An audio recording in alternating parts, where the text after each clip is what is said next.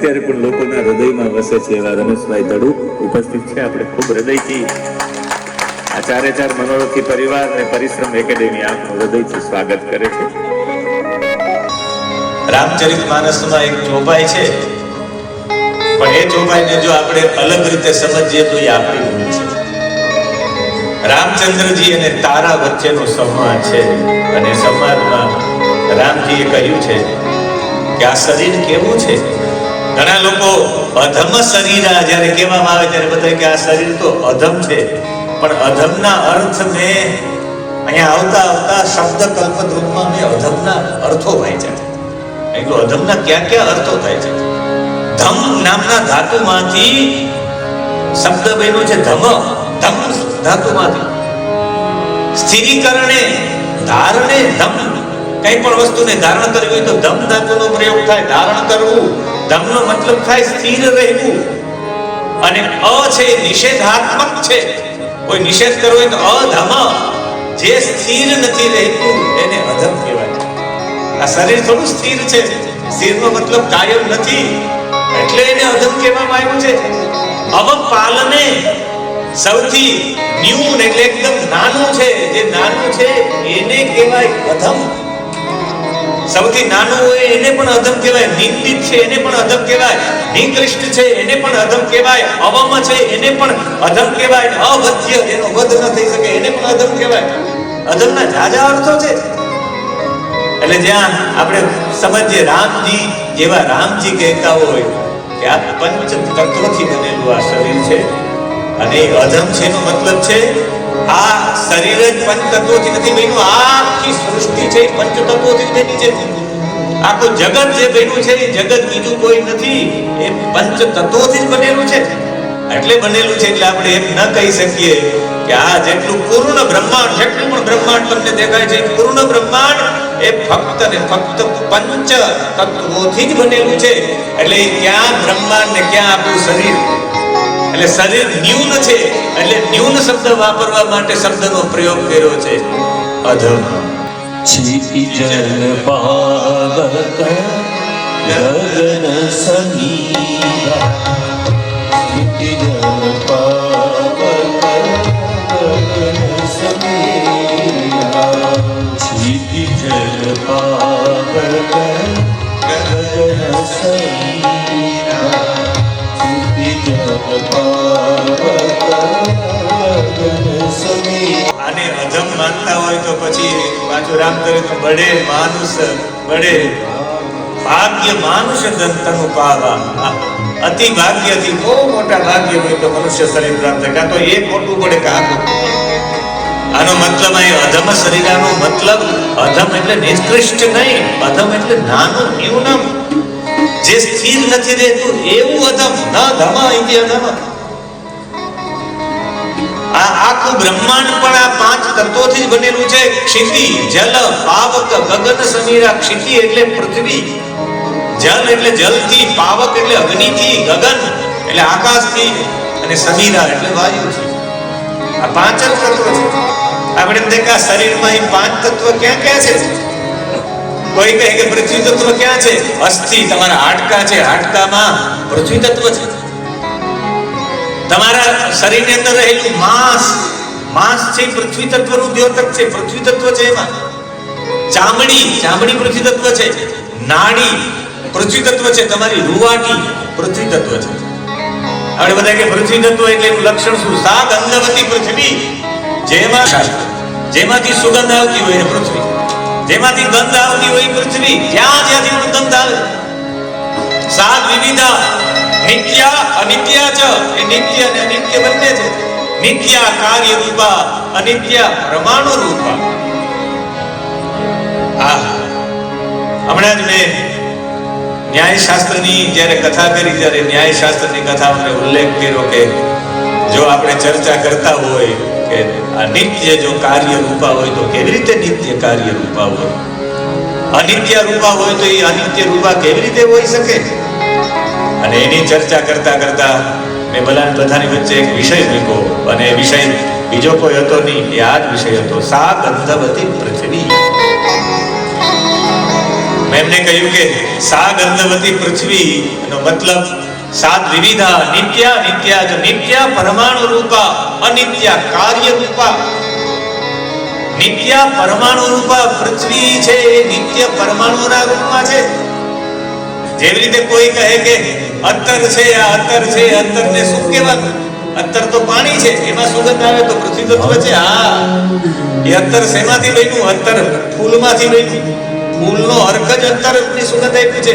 એ ફૂલ કેમાંથી આવ્યું? છોડમાંથી. છોડ કેમાં આવ્યો? તો કે પૃથ્વીમાં. પૃથ્વીના કણો, પૃથ્વીના કણો એ છોડમાં છે, છોડના કણો ફૂલમાં છે, ફૂલના કણો એ એના રસમાં છે, રસમાંથી અત્તર બન્યું. એટલે પરમાણુના રૂપમાં એની અંદર પૃથ્વી તત્વ છે. એટલે એને કેવું પડે નિત્યા પરમાણુ રૂપા. તમે ચામડીમાંથી ગંધ આવે પૃથ્વી તત્વ, તમારા હાડકામાંથી ગંધ આવે, માંસમાંથી ગંધ આવે, નાડીમાંથી ગંધ આવે, રૂવાટીમાંથી ગંધ આવે, પૃથ્વી તત્વ.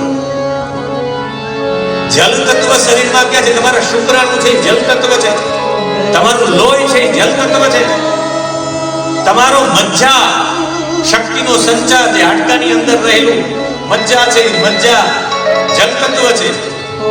અને લઘુશંકા મૂત્ર ત્યાગ છે એ પણ જલ તત્વ છે. ને લાળ બને છે એ પણ જલ તત્વ છે.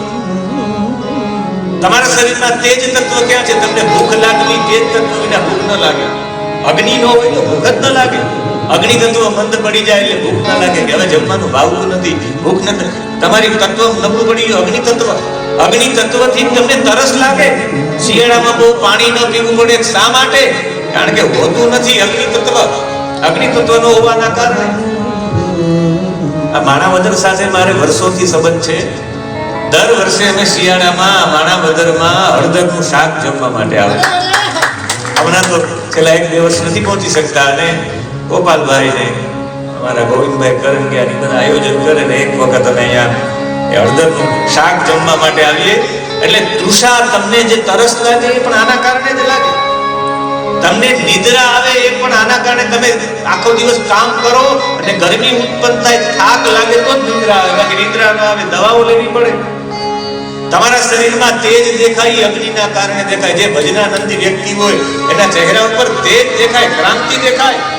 અગ્નિ તત્વ ભજન કરતો હોય, મંત્ર જાપ કરતો હોય તો ચોક્કસ, ગાયત્રીના જપ કરતો હોય તો મુખ ઉપર લાઈટ આવે, રુદ્રીના મંત્રો જપતો હોય તો મુખ ઉપર લાઈટ આવે. અમારા ગુરુજી પૂજ્ય બ્રહ્મલીન ઢુંડીરાજ ગુરુજી, એનો ચહેરો જો તો આટલો બધો લાગે, તમને એવું લાગે યુરોપિયન હોય એવા. આટલા બધા તેજસ્વી લાગે. નૈનીતાલના મૂળ હતા, કાશીમાં હતા. મેં એક દિવસ પૂછ્યું, ગુરુજી તમારા તેજનું રાજ શું છે?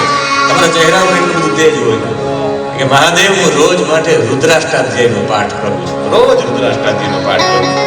રોજ હું વેદ મંત્રો બોલું. વેદ મંત્રોમાં અગ્નિ છે, એ અગ્નિથી ચહેરા ઉપર તેજ રહે છે. અગ્નિ ક્રાંતિ, પ્રકાશ પણ એ તેજનું સ્વરૂપ. તમારા ચહેરાની ક્રાંતિ તેજનું સ્વરૂપ છે. અગ્નિ છે તો થાય. તમને આળસ આવે, એ આળસ તમને ક્યારે આવે? તેજના કારણે. અતિ તેજ તમારા શરીરમાં વધી ગયું હોય, તમને થાક લાગ્યો હોય, પછી બધું કરવામાં આળસ આવે. આળસ પણ તેજનું સ્વરૂપ છે. વાયુ તત્વ, તમે દોડી શકો છો, એ દોડો એ વાયુ તત્વના કારણે તમે દોડી શકો. વાયુ તત્વ. તમે ચાલી શકો વાયુ તત્વના કારણે. તમે ક્યાંય રોકાઈ શકો, ગ્રંથિ રોકાઈ શકો વાયુના કારણે. તમે કોઈ પણ વસ્તુને સંકુચિત કરી શકો. જેવી રીતે હોઠ આમ બંધ કરો અને આમ ખોલો, આ વાયુના કારણે થઈ શકે છે. એ વાયુ છે, એનું પ્રમાણ છે. કોઈ પણ વસ્તુને પ્રસારિત કરવું, ફેલાવવું, એ વાયુના કારણે થઈ શકે. વાયુ તમારા શરીરમાં જેનું આ પ્રમાણ છે. પંચ રચિત આ છે. આકાશ તત્વ તમારા શરીરમાં ક્યાં છે? તમને રાગ થાય કોઈ પ્રત્યે, તમને કોઈ પ્રત્યે દ્વેષ થાય. આપણે એમ કહે રાગ અને દ્વેષ ને શું હશે? સુખાનુશાયી રાગ. પાતંજલ યોગ દર્શન કહે છે સુખ અનુશાયી રાગ. તમને જે વસ્તુથી બહુ સુખ મળ્યું, પછી એની હારે તમારો નાતો બંધાઈ જાય રાગનો. પછી મેળવવાની આકાંક્ષા થાય. એક વખત એસી નો મેળવી લીધો હોય ભાવ, પછી એસી વિના ન ચાલે. એસી ગમે ત્યાંથી લઈ આવો, એ છે રાગ. ગાડીનો એક વખત સુખ મળી ગયું, ગાડીમાં લાંબા થઈ જતા હોય, પછી એસટી બસમાં જતા ડરીએ. ઓટો રિક્ષામાં જતા ડરીએ, છકડો રિક્ષામાં જતા ડરીએ કે લોકો મારા માટે શું કહેશે, એમ તો ખરું. પછી એને આનંદ ન આવે, ધૂળ ઉડે ને આમ થાય સુખાનુસારી રાગ. જેનાથી દુઃખ મળે એના પ્રત્યે દ્વેષ થાય, દુઃખાનુસારી દ્વેષ. રાગ અને દ્વેષ તમને ક્યાંય દેખાય? જેમ આકાશ દેખાતું નથી પણ આકાશ હોય, એમ રાગ અને દ્વેષ દેખાય નહીં પણ હોય.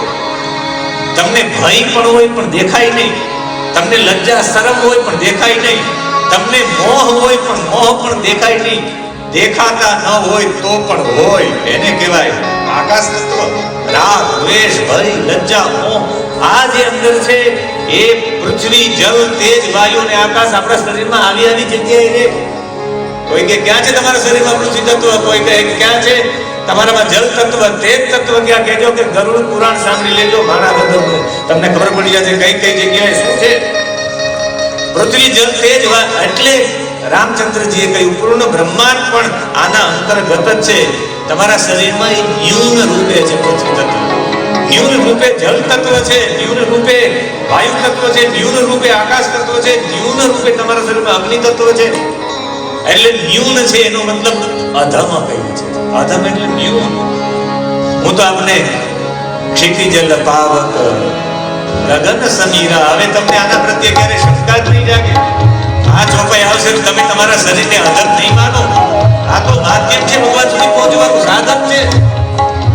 શરીર માધ્યમ ખલુ ધર્મ સાધન, આ તો ધર્મનું સાધન છે. એ અધમ કેમ હોઈ શકે? એ અધમ હોય તો એની અંદર રહેવા વાળો પણ અધમ હોય. અધમનો મતલબ છે ન્યૂન. પાંચ તત્વો છે શરીરમાં પણ ન્યૂન, નાનકડી થોડા રૂપમાં છે, સ્થિર નથી રહેતું એટલે અધમ કહેવામાં આવ્યું છે. બાકી નિષ્કૃષ્ટ એવો અર્થ થતો. એટલે રામચંદ્રજીએ સમજાવ્યું કે એ શરીરમાં ન્યૂન રૂપે છે, એ તો વ્યાપકમાં સમષ્ટિ થઈ ગયા છે. તમે શા માટે રડો છો? રામચંદ્રજીના મનમાંથી क्षितिजल पावक क्षितिजल पावक गगन समीरा. આ ચોપાઈ એવા માટે લીધી કાલે આપણે એમ ન લાગે કે આ શરીર તુચ્છ છે, મહત્વપૂર્ણ છે. નાનામાં નાનું છે, આખા બ્રહ્માંડનું અસ્તિત્વના રૂપમાં સાવ નાના છે આપણી અંદર આ પાંચ તત્વ. છતાં પણ એને વ્યર્થ નહીં માનવા, શરીરને સતાવવું નહીં, શરીરને બહુ પીડા આપવી નહીં, શરીરને અયોગ્ય નહીં સમજવાનું, આનો સદુપયોગ કરવાનો. શરીરના કાર્યોની જવાબદારી, આ શરીર જે કાર્યો કરે એની મૂળ જવાબદારી કોની છે? મનની. સારું નરસું આનાથી થાય, મનથી. સ્વર્ગ અને નરકની પ્રાપ્તિ પણ મનથી થાય છે. આ મન એટલે શું? હવે છે સૂક્ષ્મ શરીર. આ સ્થૂળ શરીર પછી સૂક્ષ્મ શરીર બતાવવા માટે મેં આપને આમ ફેરવા છે. સૂક્ષ્મ શરીર સ્થૂળ શરીર પાછળનું એક શરીર છે, એનું નામ છે સૂક્ષ્મ શરીર. આ શરીરની પાછળ પણ એક શરીર છે, જે શરીરનું નામ છે સૂક્ષ્મ શરીર. આ સૂક્ષ્મ શરીર આ સ્થૂળ શરીરનું કારણ છે, જેમાં 10 ઇન્દ્રિયો છે, 5 કર્મેન્દ્રિય, 5 જ્ઞાનેન્દ્રિય, 5 પ્રાણ, 5 સૂક્ષ્મ ભૂત. મન બુદ્ધિ ચિત્ત અહંકાર અંતકરણ ચતુષ્ટયમ અવિદ્યા કામ અને કર્મથી બનેલું શરીર છે. એનાથી આપણું છે જે ચેતન શક્તિથી સંયુક્ત છે, ચેતન શક્તિ સાથે જોડાયેલું છે, કર્મ ફળનો અનુભવ કરે છે. એ જ છે મન, સૂક્ષ્મ શરીર. મૃત્યુ પછી મન સાથે જ રહે છે, મૃત્યુ થઈ જાય પછી મન તો સાથે જ રહે છે. અને એ બીજા જન્મનું કારણ પણ મન છે. મૃત્યુ બાદ આપણે આ જીવનમાં કરેલા જેટલા પણ અનુભવ છે એ અનુભવના સંસ્કાર એટલા બધા દ્રઢ એમાં થઈને જમા થાય છે કે સૂક્ષ્મ શરીર એ જીવાત્માનું સ્વ શરીર છે. સાચું શરીર જ એ છે જીવાત્મા, સૂક્ષ્મ શરીર. જ્યાં સુધી બીજું શરીર ધારણ નથી કરતો જીવાત્મા, ત્યાં સુધી પેલા શરીરનું એને અભિમાન હોય છે કે હું ડોક્ટર મહાદેવ પ્રસાદ મહેતા હતો, હું બહુ મોટો સોલિસિટર હતો, મોટો આર્મીનો મોટો કર્નલ હતો. આ પેલું શરીર જ્યાં સુધી આ શરીર છૂટે બીજું શરીર ધારણ ન કરે ત્યાં સુધી એ અભિમાન સાથે રહે. આપણા જીવનમાં હર્ષ, શોક, ભય, સુખ, દુઃખ આ બધો અનુભવ એમને જ થાય, સૂક્ષ્મ શરીરને. આપણા જન્મનું, મૃત્યુનું, બધાનું, જન્મ આદિનું બધાનું કારણ હોય તો એ સૂક્ષ્મ શરીર. મૃત્યુ બાદ જીવાત્માનો સ્થૂળનો ત્યાગ કરીને સૂક્ષ્મમાં પ્રવેશ કરે છે. શરીર છૂટી ગયું એટલે સીધો જ જીવાત્મા આ સ્થૂળ શરીરનો ત્યાગ કરીને સૂક્ષ્મ શરીરમાં પ્રવેશ કરે. ભૌતિક શરીર ધારણ કરવું એ જીવાત્માનું અવતરણ છે. બીજા ભૌતિક શરીરને ધારણ કરે એ જીવાત્માનું આવું અવતરણ છે. અંદર રહેલી ઈચ્છા, વાસના, આકાંક્ષા, ભાવના, અનુભવ, વિચાર જેવા હોય એવા ને એવા જ બની રહે. એ સંગ્રહીભૂત થઈને અંદર પડ્યા રહે સૂક્ષ્મ શરીરમાં. આપણે એમ થાય કે કેવી રીતે પડ્યા રહે? કૌટિલ્ય નાનકડો એવો બાળક અનેક દેશોની ચર્ચા કરે ભણ્યા વિના, તો સમજવાનું કે પૂર્વ જન્મમાં કૌટિલ્ય ભણેલો જ હશે તો જ આવી ચર્ચા કરે છે. હમણાં જ અમારી કથા હતી 6 શાસ્ત્રોની. 3 શાસ્ત્રોની ચર્ચા મેં કરી, જેમાં યોગ, ન્યાય અને મીમાંસા મારા ભાગમાં હતા. સાંખ્ય, વૈશેષિક અને વેદાંત દિનેશભાઈ રાવલના ભાગમાં હતા. એ વારંવાર વ્યાસપીઠથી કહેતો, ભાઈ હું તો આ ભણ્યો નથી. મેં એને એક દિવસ કહ્યું કે તમે ભલે ભણ્યા ન હોય આ જન્મમાં, આવતા જન્મમાં ભણેલા હોય તો જ આ બધું આવે. ઘણા લોકો ક્યાં કઈ શીખવા ગયા છે. આ અમારા બાપુ છે એ કઈ પેટીનો કોર્સ કર્યો નથી એને, છતાં પણ પેટી વગાડે છે. આ અમારા જયદીપભાઈ, મેં એમને કીધું મને શરણાઈ બહુ ગમે છે. મેં કીધું તમે એકાદી ટ્રાય કરો ને શરણાઈની. એને જે શરણાઈની ટ્રાય કરી છે, મને શરણાઈ વાગતી હોય ત્યારે એવું લાગે કે હું કાશી વિશ્વનાથમાં ભારતનો એક મુસ્લિમ બિસ્મિલ્લાહ ખાન વિશ્વનાથને રોજ શરણાઈ સંભળાવતા. સોમનાથ મંદિરમાં બપોર થાય ને જે શરણાઈને ઢોલ વાગતા હોય એવું લાગે કે આપણે ક્યાં છીએ. ક્યાંય બાપુ ભણ્યા નથી તો એ શરણાઈ વગાડવા માંડ્યા. સારામાં સારી વગાડવા માંડ્યા. હું એવું માનું કે તમે પૂર્વ જન્મમાં આ બધાના માસ્ટર થયેલા હશો. તમે સંગીત માટે સમય આપ્યો હશે.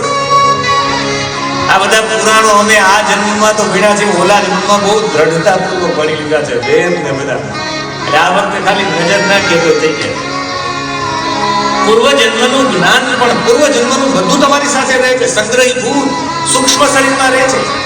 તમારી આદતો દારૂ પીવા વાળા સાથે બેસો તો આ વખતે પીતા ન થાવ તો કઈ નહીં, પણ સૂક્ષ્મ શરીર સાથે જોડાઈ જાય. આવતા જન્મમાં મોટા કુટુંબમાં, સારા કુટુંબમાં જન્મ લ્યો તો દારૂ પીતા થઈ જાય. સૂક્ષ્મ શરીરમાં જે આજુબાજુમાં જે ઘટના થાય છે એ ઘટનાના એક સંસ્કારો દ્રઢ થઈ જાય છે. અને સંસ્કારો એટલા બધા દ્રઢ થઈ જાય છે કે એ બીજે ક્યાંય જન્મ મળે તો એ સંસ્કારો દ્રઢ થાય. આફ્રિકામાં, ઓસ્ટ્રેલિયામાં, ઝિમ્બાબ્વેમાં, અરે કેન્યામાં, અરે જવા દો અમેરિકામાં, લંડનમાં જન્મ લેશો તો એ તમે હરે રામ હરે કૃષ્ણ કરશો. કારણ કે તમારા સંસ્કારો તમે સતત કથાઓ સાંભળી, સતત રામકૃષ્ણને સાંભળ્યા. આજે પણ ઓલા અરે રામા હરે રામ મેં કીધું પૂર્વમાં માણાવદરમાં હશે, આ રામ કથામાં હશે, કૃષ્ણ કથામાં હશે. એટલે આ સંસ્કારો દ્રઢ થઈ ગયા. આ જન્મમાં ફેરફાર થાય કે ન થાય, પણ સંસ્કારો એટલા બધા દ્રઢ થશે. આવતા જન્મમાં રામ બોલતા હતા. ચિંતા ન કરો, આ વખતે ન બોલ્યા તો કઈ નહીં, ખાલી બેઠા રહ્યો, બીજું કઈ કરવાની જરૂર જ નથી. સંગ્રહિત ભૂત બની જાય છે આ સંસ્કારો આપણા સૂક્ષ્મ શરીરમાં. કૌટિલ્ય એનું ઉદાહરણ છે. અરે જવાબ દો, જીસસ ક્રાઇસ્ટ બાઇબલ છે, ઉપદેશ આપ્યો, બાઇબલનો ઉપદેશ આપ્યો જીસસ ક્રાઇસ્ટે, એને સૂલી ઉપર લટકાવી દેવામાં આવ્યા હતા. કારણ કે એ બીજા ધર્મનો ઉપદેશ આપતા હતા એવું એને લાગવા માંડ્યું. The Holi war, the Holi war, the Holi war, યુદ્ધની વાતો કરી છે. કહ્યું કે આવો હું તમને કૃષ્ણ નીતિ સમજાવું. કૃષ્ણથી આવિર્ભૂત થયેલા હતા જીસસ ક્રાઇસ્ટ. એના જીવનમાં 12 વર્ષ એ તક્ષશિલામાં રહ્યા છે, ઇજિપ્તથી આવીને. 18 વર્ષથી 30 વર્ષ સુધીનો ઇતિહાસ કોઈ બતાવી દે મને. જીસસ ક્રાઇસ્ટનો ક્યાં હતા? 18 વર્ષથી 30 વર્ષ સુધી 12 વર્ષ સુધી તક્ષશિલામાં રહ્યા. ધમ્પદ ભણ્યા, શ્રીમદ ભગવદ ગીતા ભણ્યા, ઉપનિષદ ભણ્યા, ટેકડો ભણ્યો. ભારતના ઋષિઓનો એટલો મોટો કુદકો ઉપનિષદ. અને અમે હમણાં 10 ઉપનિષદ ઉપર અમે કથા કરવા જઈ રહ્યા છે. અને એ 10 ઉપનિષદ ઉપર કથા સવારમાં 5 વાગે થશે, બ્રહ્મ મુહૂર્તમાં. 8 વાગે બધા જાગે કે તો અહીં કથા પૂરી થઈ ગઈ. અને માં નર્મદાના કિનારે આ કથા છે. સ્વાગત છે શાસ્ત્રીજી. આટલો ઊંચો કૂદકો. અને એવું કીધું કૃષ્ણથી એટલા મોટા આવિર્ભૂત છે કે આવિર્ભૂત થઈ અને એના દેશમાં ગયા 30 વર્ષથી લઈને 33 વર્ષ 3 વર્ષ સુધી બધાને કહેવા માંડ્યા કે હું તમને કૃષ્ણ નીતિ સમજાવું, હું તમને કૃષ્ણ નીતિ સમજાવું. એટલે બધાને કહ્યું નહીં. કહે કે કૃષ્ણ ગોવર્ધન ઉપર ગાયો ચરાવતા, હું ભેડ બકરી ચડાવું છું. અને એને શૂલી ઉપર ચડાવી દેવામાં આવ્યા. પછી જીસસ પુનર્જીવિત થયા. 40 દિવસ સુધી લોકોને દેખાડ્યા. કોઈને બોલાવ્યા, કઈ આવો, એને ઉપદેશ આપ્યો. એમ 26 લોકોને જે ઉપદેશ આપ્યો એ બાઇબલ. 40 દિવસ સુધી ફર્યા, 40 દિવસ સુધી એને દેખાણા, ઉપદેશ આપ્યો એ કયો? બીજો કોઈની સૂક્ષ્મ શરીર. જીસસ ક્રાઇસ્ટનું સૂક્ષ્મ શરીર થયું છે બધામાં. સૂક્ષ્મ શરીર જો વૈજ્ઞાનિક દ્રષ્ટિ જોઈએ તો ન્યુટ્રોન નામના કણોથી નિર્મિત થાય છે. ન્યુટ્રોનના કણ અદ્રશ્ય હોય છે, દેખાય નહીં, આવેશ રહિત હોય છે, એકદમ હળવા હોય છે, નહિવત માત્રામાં હોય છે, એક પણ જગ્યાએ સ્થિર ન રહેતા હોય, પ્રકાશ જેવી તીવ્ર ગતિ હોય એની, એ સતત ચાલતા જ રહે. અરે દિવાલ આવે તો દિવાલને પણ પાર કરી જાય એવા સૂક્ષ્મ શરીરના તરંગો હોય છે. એટલે ભૌતિક વસ્તુ એને એક પણ ભૌતિક વસ્તુ એને રોકી, બહાર ના રોકી શકે, દરવાજા ન રોકી શકે, દિવાલ ના રોકી શકે. એ સૂક્ષ્મ શરીર તમે બાંધવા જાવ તો એ ન રોકી શકો. એક વૈજ્ઞાનિકે એક માણસને એક કાચની પેટીમાં પૂર્યા હતા અને એ કાચની પેટી તૂટીને બહાર નીકળી ગઈ. તરંગો તમે રોકી ન શકો, ભૌતિક વસ્તુ રોકી ન શકે. એનો એક સૌથી મોટો પરામનોવૈજ્ઞાનિક લોકો છે. પરામનોવૈજ્ઞાનિક એને ખોજ કરતા સૂક્ષ્મ શરીર કોઈ પણ સ્થાનમાં, કોઈ પણ પરિમાણમાં પોતે ગમે ત્યાં પ્રગટ થઈ શકે અને ગમે ત્યાં પુનઃ એનો લય પણ થઈ શકે. સૂક્ષ્મ શરીર એને લોકો ભાવ શરીર પણ કહે છે. એ સ્થૂળ શરીરની આજુબાજુમાં જ ફરતું હોય. સ્થૂળ શરીર જ્યાં પડ્યું હોય એની આજુબાજુમાં જ ફરતું હોય. અને એના ફોટા લીધા છે. હોય તો બતાવજો પાંડેજી ફોટા એક બે. મનોવૈજ્ઞાનિક લોકોએ સૂક્ષ્મ શરીરના ચિત્રો બનાવ્યા છે. રૂસના એક વૈજ્ઞાનિક છે, પતિ પત્ની બે વૈજ્ઞાનિક, જેનું નામ છે કિર્લિયાન અને બેલેસ્ટીના. આ બંને સાથે મળી અને એક એવો કેમેરો બનાવ્યો કે જેમાં મનુષ્યના અને જીવ જંતુના સૂક્ષ્મ ચિત્રને ખેંચી શકાય. અને એને સૂક્ષ્મ ચિત્રોને એકદમ ચિત્રા છે. ચૌકોસ્વોલિયા નામનું એક સ્થાન છે, ત્યાંના એક વૈજ્ઞાનિક છે બ્રેતિસ્લાવે. અને આ બધા નામ લઉં ત્યારે મને નરેન્દ્રભાઈ યાદ આવે કે તું આવા નામ ક્યાંથી ગોતી આવતો હોય. ક્રિસ્ટલ નહીં કે એવા બધા નામો. એટલે એ બ્રેતિસ્લાવે પરીક્ષણો કરતા સિદ્ધ કરી દીધું કે એના જે આભાના તરંગો હોય એ મૃતકની ચારે બાજુ ફરતા હોય, એની આભાના તરંગો. અને મૃત્યુ પછી 13 દિવસમાં નવા જન્મની ખોજ કરતું હોય. એટલે આપણે 13 દિવસ સુધી એની ક્રિયાઓ કરવામાં આવે. 13 દિવસ સુધી સૂક્ષ્મ શરીર ખોજ કરતું હોય કે હું આ શરીર લઈ લો, આ શરીર લઈ લો. તો એને સમજાય કે તું બીજો કોઈ નથી, વયમ અમૃતસ્ય પુત્ર. અદિતિર્જ્યોર અદિતિર માતા સ પિતા સ પુત્ર. એને કહેવામાં આવે, મંત્રો સંભળાવવામાં આવે. જે જને અજામ ઊંચા ન પ્રવિદ્મા ત્વમ વેદ જદિતે જાત વેદ. એને સમજાવવામાં આવે આ બધી ક્રિયા, આ બધા મંત્રો એના માટે છે. આને કહેવામાં આવે છે સૂક્ષ્મ શરીર, જે શરીરની આસપાસમાં જ કરતું હોય છે. અત્યારે આ શરીરમાંથી જ્યારે આ શરીર છૂટી ગયું છે, પ્રાણ નીકળી ગયો છે, એની ચર્ચા કરું આ સૂક્ષ્મ શરીરની. પણ અત્યારે એક કારણ શરીર પણ સમજાવી દઉં, જેના કારણે આગળ જતા આપણે કારણ શરીર વિશે પણ ન જાણતા હોય, ખબર ન પડે કે એવું જરૂરિયાત ન બને. એટલે કારણ શરીર છે એ સૂક્ષ્મની પાછળ કારણ શરીર છે. સ્થૂળની પાછળ સૂક્ષ્મ શરીર, સૂક્ષ્મ શરીરની પાછળ કારણ શરીર. સત્વગુણ, રજોગુણ અને તમોગુણથી યુક્ત છે. તમને બહુ પ્રસન્નતા મળે તો સમજવાનું કે સત્વગુણ કામ કરે છે, કારણ શરીર. તમને આત્મામાં અનુભવ થાય, પરમ શાંતિ મળે, તૃપ્તિ થાય, કોઈ બાબતમાં આનંદ મળે, પરમાત્મામાં તમારી સ્થિતિ થઈએ તો સમજવાનું કે તમારું કારણ શરીર છે એ સત્વગુણી છે. તમને રાગ, દ્વેષ, ઈર્ષા, દુઃખ, કામ, ક્રોધ, બીજાના દોષ શોધવાની ઈચ્છા થાય, કર્મમાં પ્રવૃત્તિ, ઈર્ષા, મત્સર થાય તો રજોગુણનો ધર્મ છે. આ રજોગુણ યુક્ત કારણ શરીર છે. તમને અજ્ઞાન, તમને મૂઢતા, આલસ, પ્રમાદ, જડતા, નિદ્રા આવે તો સમજવાનું કે આ કારણ શરીર. આ ત્રણેય ન સમજાય તો એક વાક્યમાં સમજાવી દઉં, કદાચ આ સમજાઈ જાય પછી આપણે હું પ્રવેશ કરાવડાવું, આ શરીર છૂટે અને પછીની ક્રિયા શું છે? જાગૃત અવસ્થા છે, તમે જાગો છો, એ જાગૃત અવસ્થાનો સંબંધ સ્થૂળ શરીર સાથે છે. આ સ્થૂળ શરીર સાથે જાગૃત અવસ્થા છે. તમે સ્વપ્ન અવસ્થાનો સંબંધ સૂક્ષ્મ શરીર સાથે છે. તમે સ્વપ્ન જોવો છો ત્યારે સૂક્ષ્મ શરીર કામ કરતું હોય છે, અને તમે સુષુપ્તિમાં એટલે એકદમ ઘસઘસાટ સુઈ જાઓ, ખબર ન પડે કેટલા વાગે. આ સ્થૂળ, પછી તાંતણા સૂક્ષ્મ, અને એના પછી રૂ છે એ કારણ શરીર. તમે કારણ શરીર રૂને જ બાળી નાખો એટલે દુપટ્ટો ન રહે કે તાંતણા કઈ ન રહે. કારણ શરીરને બાળવા માટે શું કરવું જોઈએ? સામગ્રી કારણ શરીરથી જ પ્રાપ્ત થાય. આ જેટલી સામગ્રી છે બધી સામગ્રી કારણ શરીરથી પ્રાપ્ત થાય. મૃત્યુ થયા બાદ જીવાત્માનો બ્રહ્મ સાથે કારણ શરીરનો નાશ થઈ જાય તો જીવ છે એ બ્રહ્મમાં લીન થઈ જાય. બ્રહ્મમાં લય કરવા માટેની આખી વ્યવસ્થા છે. અને એ વ્યવસ્થામાં આપની વચ્ચે કાલે મેં આપણે 7 શરીરની ચર્ચા કરી હતી કે આપણા શરીર, આપણા જીવનમાં 7 શરીર છે, અને આ 7 શરીરને જે 7 ગાંઠ વાળો તમે વાંસ રાખો છો ને, ભાગવત કથામાં 7 આ ગાંઠો ફાટી જીવાત્મા બહાર નીકળે. ધુંધુકારી છે એ 7 ગાંઠ ફાડીને નીકળ્યો તો. અત્યારે બધા કહે કે આ અમારા પિતૃઓ 7 ગાંઠ ફાડીને કેમ નથી નીકળતા? એ 7 ગાંઠ વાંસની ગાંઠ ફાડવાની વાત નથી. આ 7 શરીરને તોડવા પડે છે. 7 શરીર હોય છે આપણા, અને એના માટે કહે છે કે અણુ અને પરમાણુને જોવા પડે. આમાં કોઈ જો વૈશેષિક શાસ્ત્ર ભણેલો હોય, પરમાણુ શાસ્ત્ર કે એ સાંભળેલો હોય તો એ ઓળખી શકશે કે આ જગતમાં આત્માનું વાહક આ સ્થૂળ શરીર છે, જે આત્માને વહન કરે છે. અને વહન કરે છે ત્યારે આખી જેટલી પણ આ સૃષ્ટિ છે, આ સૃષ્ટિ છે એમાં શૂન્ય તત્વ છે. શૂન્ય તત્વ એટલે નાનકડું એવું બિંદુ.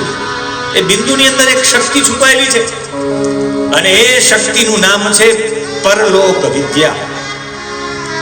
1 સેકન્ડ માટે સમજવા જેવી, તમને 5 મિનિટ ભારી લાગશે પણ 5 મિનિટ પછી હળવી થઈ જશે. 8 બિંદુઓ, નાના નાના બિંદુઓ, જોજો, નાના નાના 8 બિંદુઓ. 8 બિંદુઓ એટલે જેવી રીતે એ બિંદુઓ ન સમજી શકો. તમારું ઘર, ઉનાળાનો તડકો છે, નળિયાવાળું તમારું ઘર છે, તમારું નળિયું તૂટેલું છે.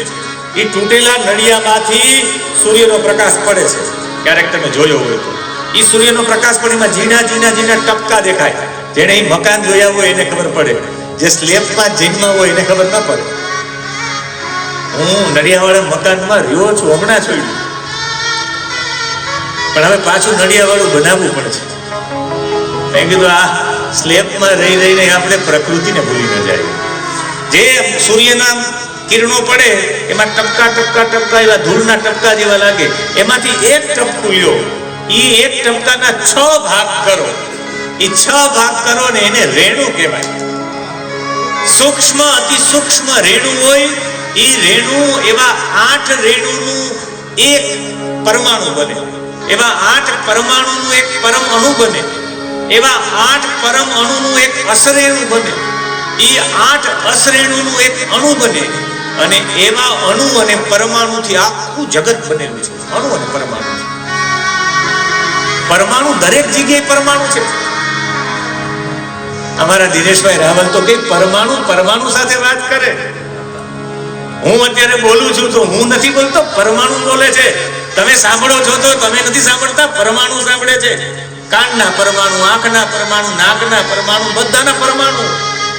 અને એ પરમાણુમાં આત્મા છે, એ વાહક છે. 7 શરીરને ભેદીને નીકળવું પડે. 1 મિનિટ માટે 7 શરીર સમજાવવાનો એક પ્રયત્ન કરું છું. સમજાય તો એ ઠીક છે ને ન સમજાય તો એ ઠીક છે. એવા માટે ઠીક છે કે તમને આજે મારે બતાવવું છે કે ગુહ્યકો કેવા હોય, ગાંધર્વો કેવા હોય, રાક્ષસો કેવા હોય, ચારણો કેવા હોય, કિન્નરો કેવા હોય. આ બધાના શરીર છે અલગ અલગ. અતિ માનસિક સ્વરૂપ વાળા લોકો છે. 7 શરીરને સમજવા માટે પહેલું જે શરીર છે એ શરીર નામ છે સ્થૂળ શરીર. સ્થૂળ શરીર જેને કહેવાય ફિઝિકલ બોડી. આ ફિઝિકલ બોડી સ્થૂળ શરીર. એના પછી આકાશીય શરીર જેને કહેવાય ઇથરિક બોડી. ત્રીજું શરીર છે વાસના શરીર, જેને ભાવ શરીર કહેવાય, જેને પ્રેત શરીર કહેવાય. ચોથું શરીર છે સૂક્ષ્મ શરીર, એસ્ટ્રલ બોડી. એના પછી 5મું શરીર છે મનસ શરીર, જેને કહેવાય મેન્ટલ બોડી. પાંચમું શરીર છે એનું નામ છે આત્મિક શરીર, જેને કહેવાય સ્પિરિચ્યુઅલ બોડી. છઠ્ઠું શરીર છે બ્રહ્મ શરીર છે, જેને કહેવાય કાસ્મિક બોડી. સાતમું શરીર છે નિર્વાણ શરીર, બોડીલેસ બોડી. આ સાત શરીરને ફાડવા પડે ત્યારે એમાંથી બહાર નીકળી શકાય. આત્માને ઓળખવા માટે આ સાત ગાંઠ એ સાત શરીરનું પ્રતીક છે. હવે અને સાત જગત પણ છે, સ્થૂલ જગત, ભાવ જગત, સૂક્ષ્મ જગત, મનોમય જગત, આત્મ જગત, બ્રહ્મ જગત અને નિર્વાણ જગત. આની અંદર રહેવા વાળા જીવાત્માઓ પણ છે. અને એ બધા જીવાત્માઓ કેવા છે? એને એક તમને પરામાનસિક જેને જોઈ ન શકાય આંખોથી અને ન જોઈ શકાય એવું એક શરીરની રચના છે. અને એ એક શરીરની રચના છે. એના માટે સેજ આપણે 5 મિનિટ માટે કદાચ ભારી લાગે તો લાગે, પણ સેજ પેલા પ્રાણ શક્તિ, અતિ માનસ શરીર જેના છે, પરામાનસિક શક્તિ વાળા જેના શરીર છે, જેમણે આપણે ચર્ચા કરી કે આવા શરીર હોઈ શકે.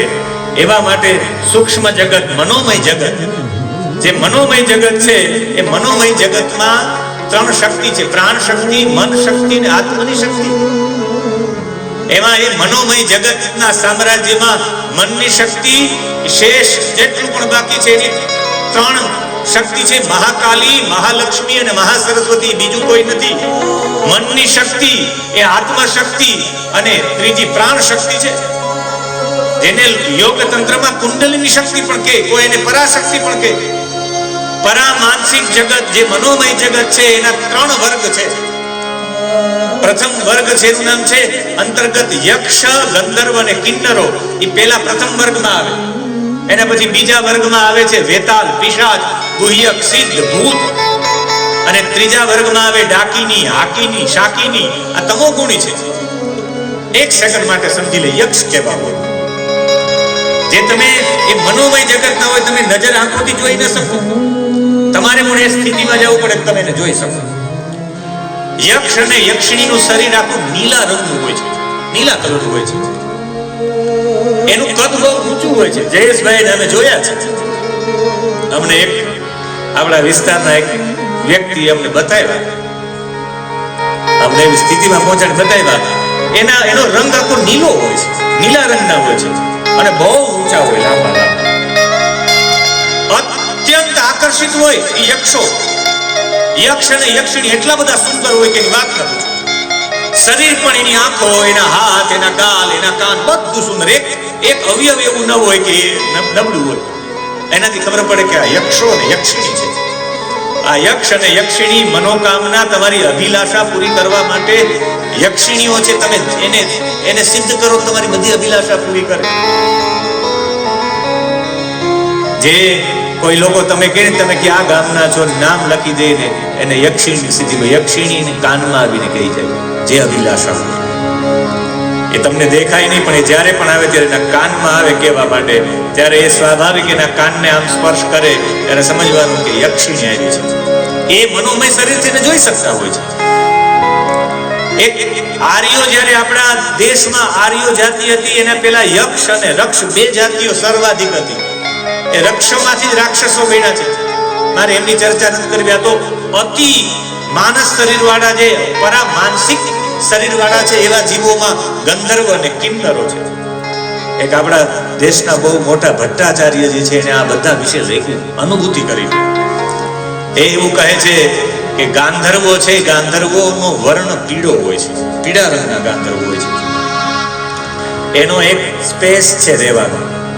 આ વાદળાથી ઉપરના ભાગમાં રહેતા હોય છે. એ પૃથ્વી ઉપર વારંવાર આવતા હોય છે. પીળા કલરના છે. કિન્નરોનો રંગ શ્યામ છે. અને એને ઓળખવા હોય તો એ ઠીંગણાઓ છે. એનું કદ એકદમ ઠીંગણું છે, આવું ઠીંગણા એવા લાગે. અને શરીર ગાંઠીલા છે, આમ બાટકા પર જાડા જુદા એવા શરીર વાળા છે. એના વાળ એકદમ કાળા અને વાકોડિયા વાળ છે. એક પણ વાળ સફેદ નહીં, અને બધા વાકોડિયા વાળ. અને આ એના નેત્ર એટલા મોટા, અને એના નેત્ર આમ એકદમ ઊંડા એવા નેત્ર વાળ. ગાંધર્વો ગાયન અને નૃત્ય કલામાં પારંગત છે. એ ગાયન કરે, આલાપ કરે. ગાંધર્વો જેવો આલાપ કોઈ કરી જ ન શકે. જે આલાપ થાય તમને એક મિનિટ માટે એવું થાય કે હું ક્યાં છું. ગાંધર્વો જે આલાપ કરે, એટલે ક્યારેક કોઈ સારસ્વતો આલાપ કરતા હોય ત્યારે મને એવું લાગે કે એમાં ગાંધર્વનો વાસ થઈ ગયો છે.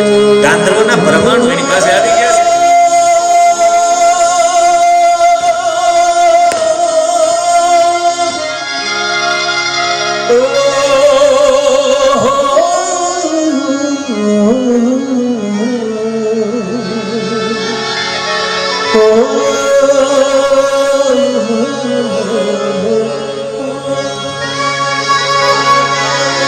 ગાંધર્વો ગાયક અને નૃત્ય કલામાં ગાંધર્વો એકદમ પારંગત છે.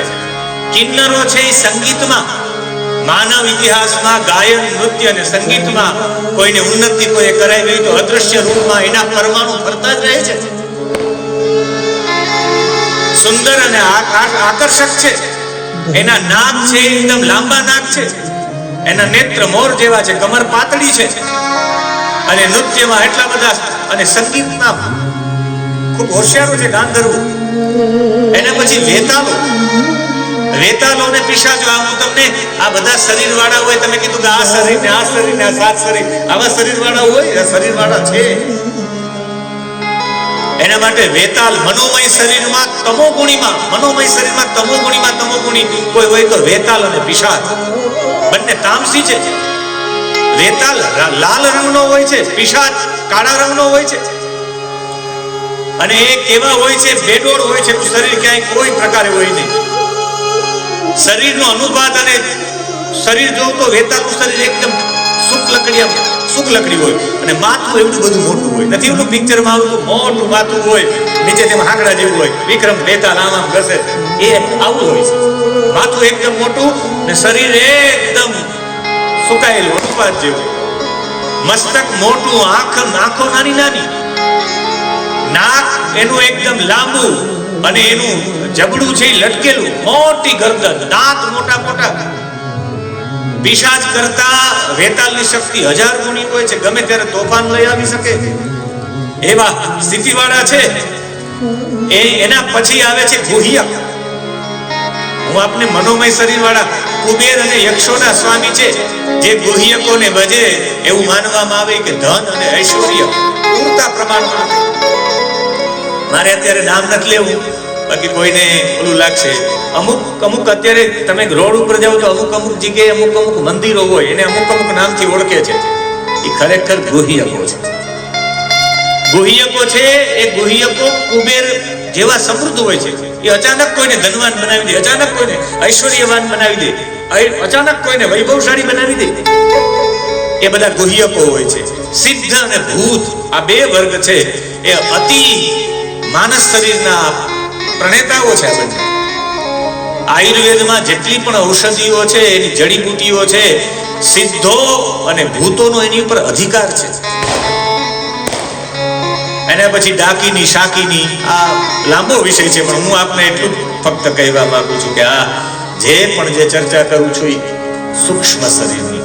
અને જ્યારે આ શરીરને છોડે ત્યારે શરીર એને વારંવાર પ્રાર્થના કરે. જીવને અને શરીરને એટલું બધું તાદાત્મ્ય થઈ ગયું હોય કે બે એકબીજાને છોડવા જ તૈયાર ન હોય. કોઈ પણ ભોગે આ વારંવાર પ્રાર્થના કરે કે તું ભાઈ મને છોડીને ન જા, તોય છોડીને જતા રહે. એટલે કોણે એની રચના કરી છે તો મને ખબર નથી, પણ મેં નારાયણ સ્વામીજીના મુખે આ ભજન વારંવાર સાંભળ્યું છે. અને એ સાંભળવું, નારાયણ સ્વામીના મુખે સાંભળવું પણ એટલું જ ગમે કે જીવ રાજા સાથે કાયા રાણી વારંવાર વિનંતી કરે છે કે તમે મને છોડીને ન જાઓ, શાને કરે છે એ વિલાપ કાયા રાણી, શાને કરે છે વિલાપ રે.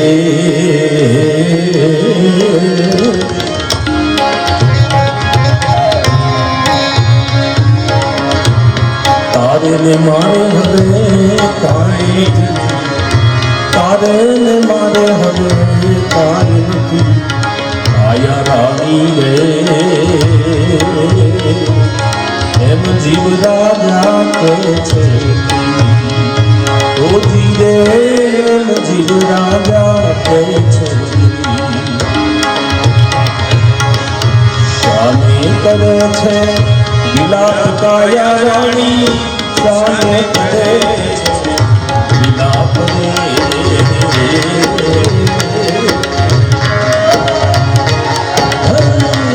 તારે મારે કાઈ નથી કાયા તારે મારે આવી નથી કાયા રાણી રે એમ જીવ રાજા કહે છે ઓ ધીરે જીવ રાજા કહે છે. તમારી અહીં બાજુમાં કમલકા ગામ છે. આપણા એક સારા ભજનીક બનુભાઈ ઓડેદરાને ત્યાં કથા છે ને એ ભાગવત ભજન કથા છે. મેં ભાગવતના 12 સ્કંદમાં 12 ભજન જોયા છે. 12 ભજન ને 12 સ્કંદની વાતો છે. જેમાં સૃષ્ટિ લીલા તો સૃષ્ટિ લીલાનું ભજન, વિસર્ગ લીલા તો વિસર્ગ લીલાનું ભજન, સ્થાન લીલા તો સ્થાન લીલાનું ભજન. આપણા પૂર્વના જેટલા પણ ભજનાનંદી લોકો છે જેણે ભજનો નિર્માણ નથી કર્યા, ભજન ઉતરા આકાશમાં, જેમ ગંગા સતીને ઉતરા એમ ભજનો ઉતરા. અને એ ભજનો શાસ્ત્રો અને વેદોની વાતો જ કેવી છે ભજનો. મેં પૂજ્ય કાશ્મીરી બાપુને ત્યાં વેદની કથામાં એક ભજન ને એક વેદનું સૂક્ત એમ લઈને કથા કરી. એમ પહેલી વખત અમે એ કમલકા ગામમાં એક બાજુ ભાગવતજીનો સ્કંદ ને એક બાજુ એનું ભજન એવો એક મોટો પ્રયત્ન કરવા જઈ રહ્યા છે. માગ સત્સંગ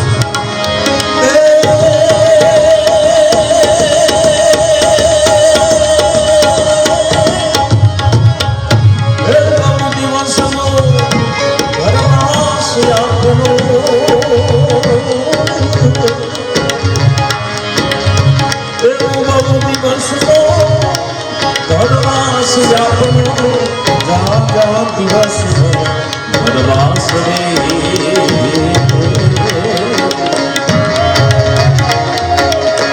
હવે પલમાં મેલી મને ક્યાં જાશો તમે પલમાં મેલીને ક્યાં જાશો જીવ રાજા રે એમ કાયા રાણી કહે છે ગોરી રે એમ કાયા રાણી કહે છે સ્વામી કરે છે ગુલાબ કાયા રાણી સાને કરે છે ગુલાબ રે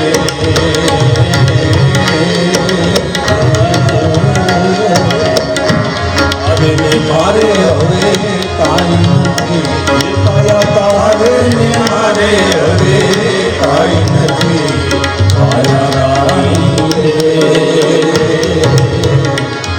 એમ જીવ રાજા કહે છે ઓ ધીરે જીવ રાજા કહે છે ઓ ધીરે જીવ રાજા કહે છે. આ શરીરમાં જીવાત્મા આટલા સમય સુધી રહે કે વિચારી ન શકે કે હું આ શરીરથી અલગ છું. આટલું બધું તાદાદ નથી કે વારંવાર કહેવાની ઈચ્છા થાય કે હું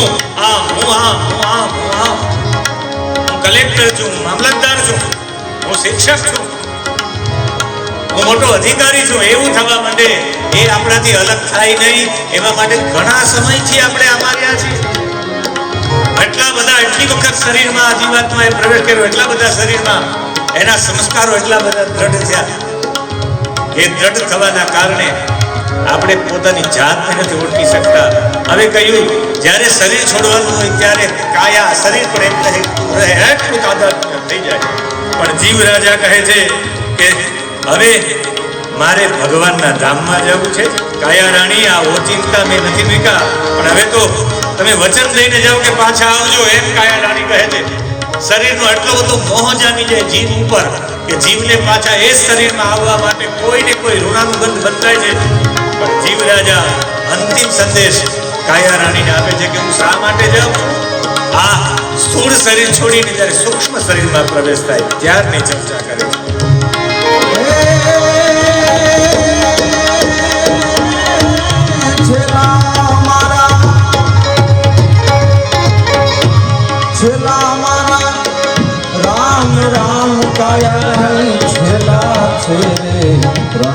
જાન રે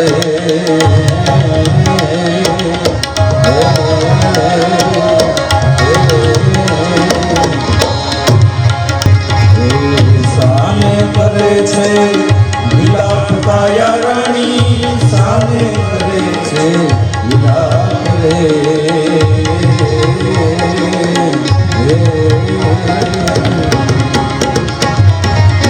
તારે ને મારે હવે કાંઈ નથી કાયા તારે ને મારે હવે કાંઈ નથી કાયા રાણી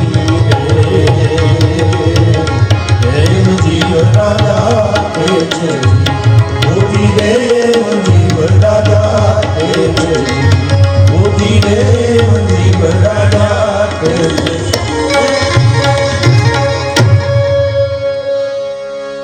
સાચા સગા સર્વના શ્રી હરિ.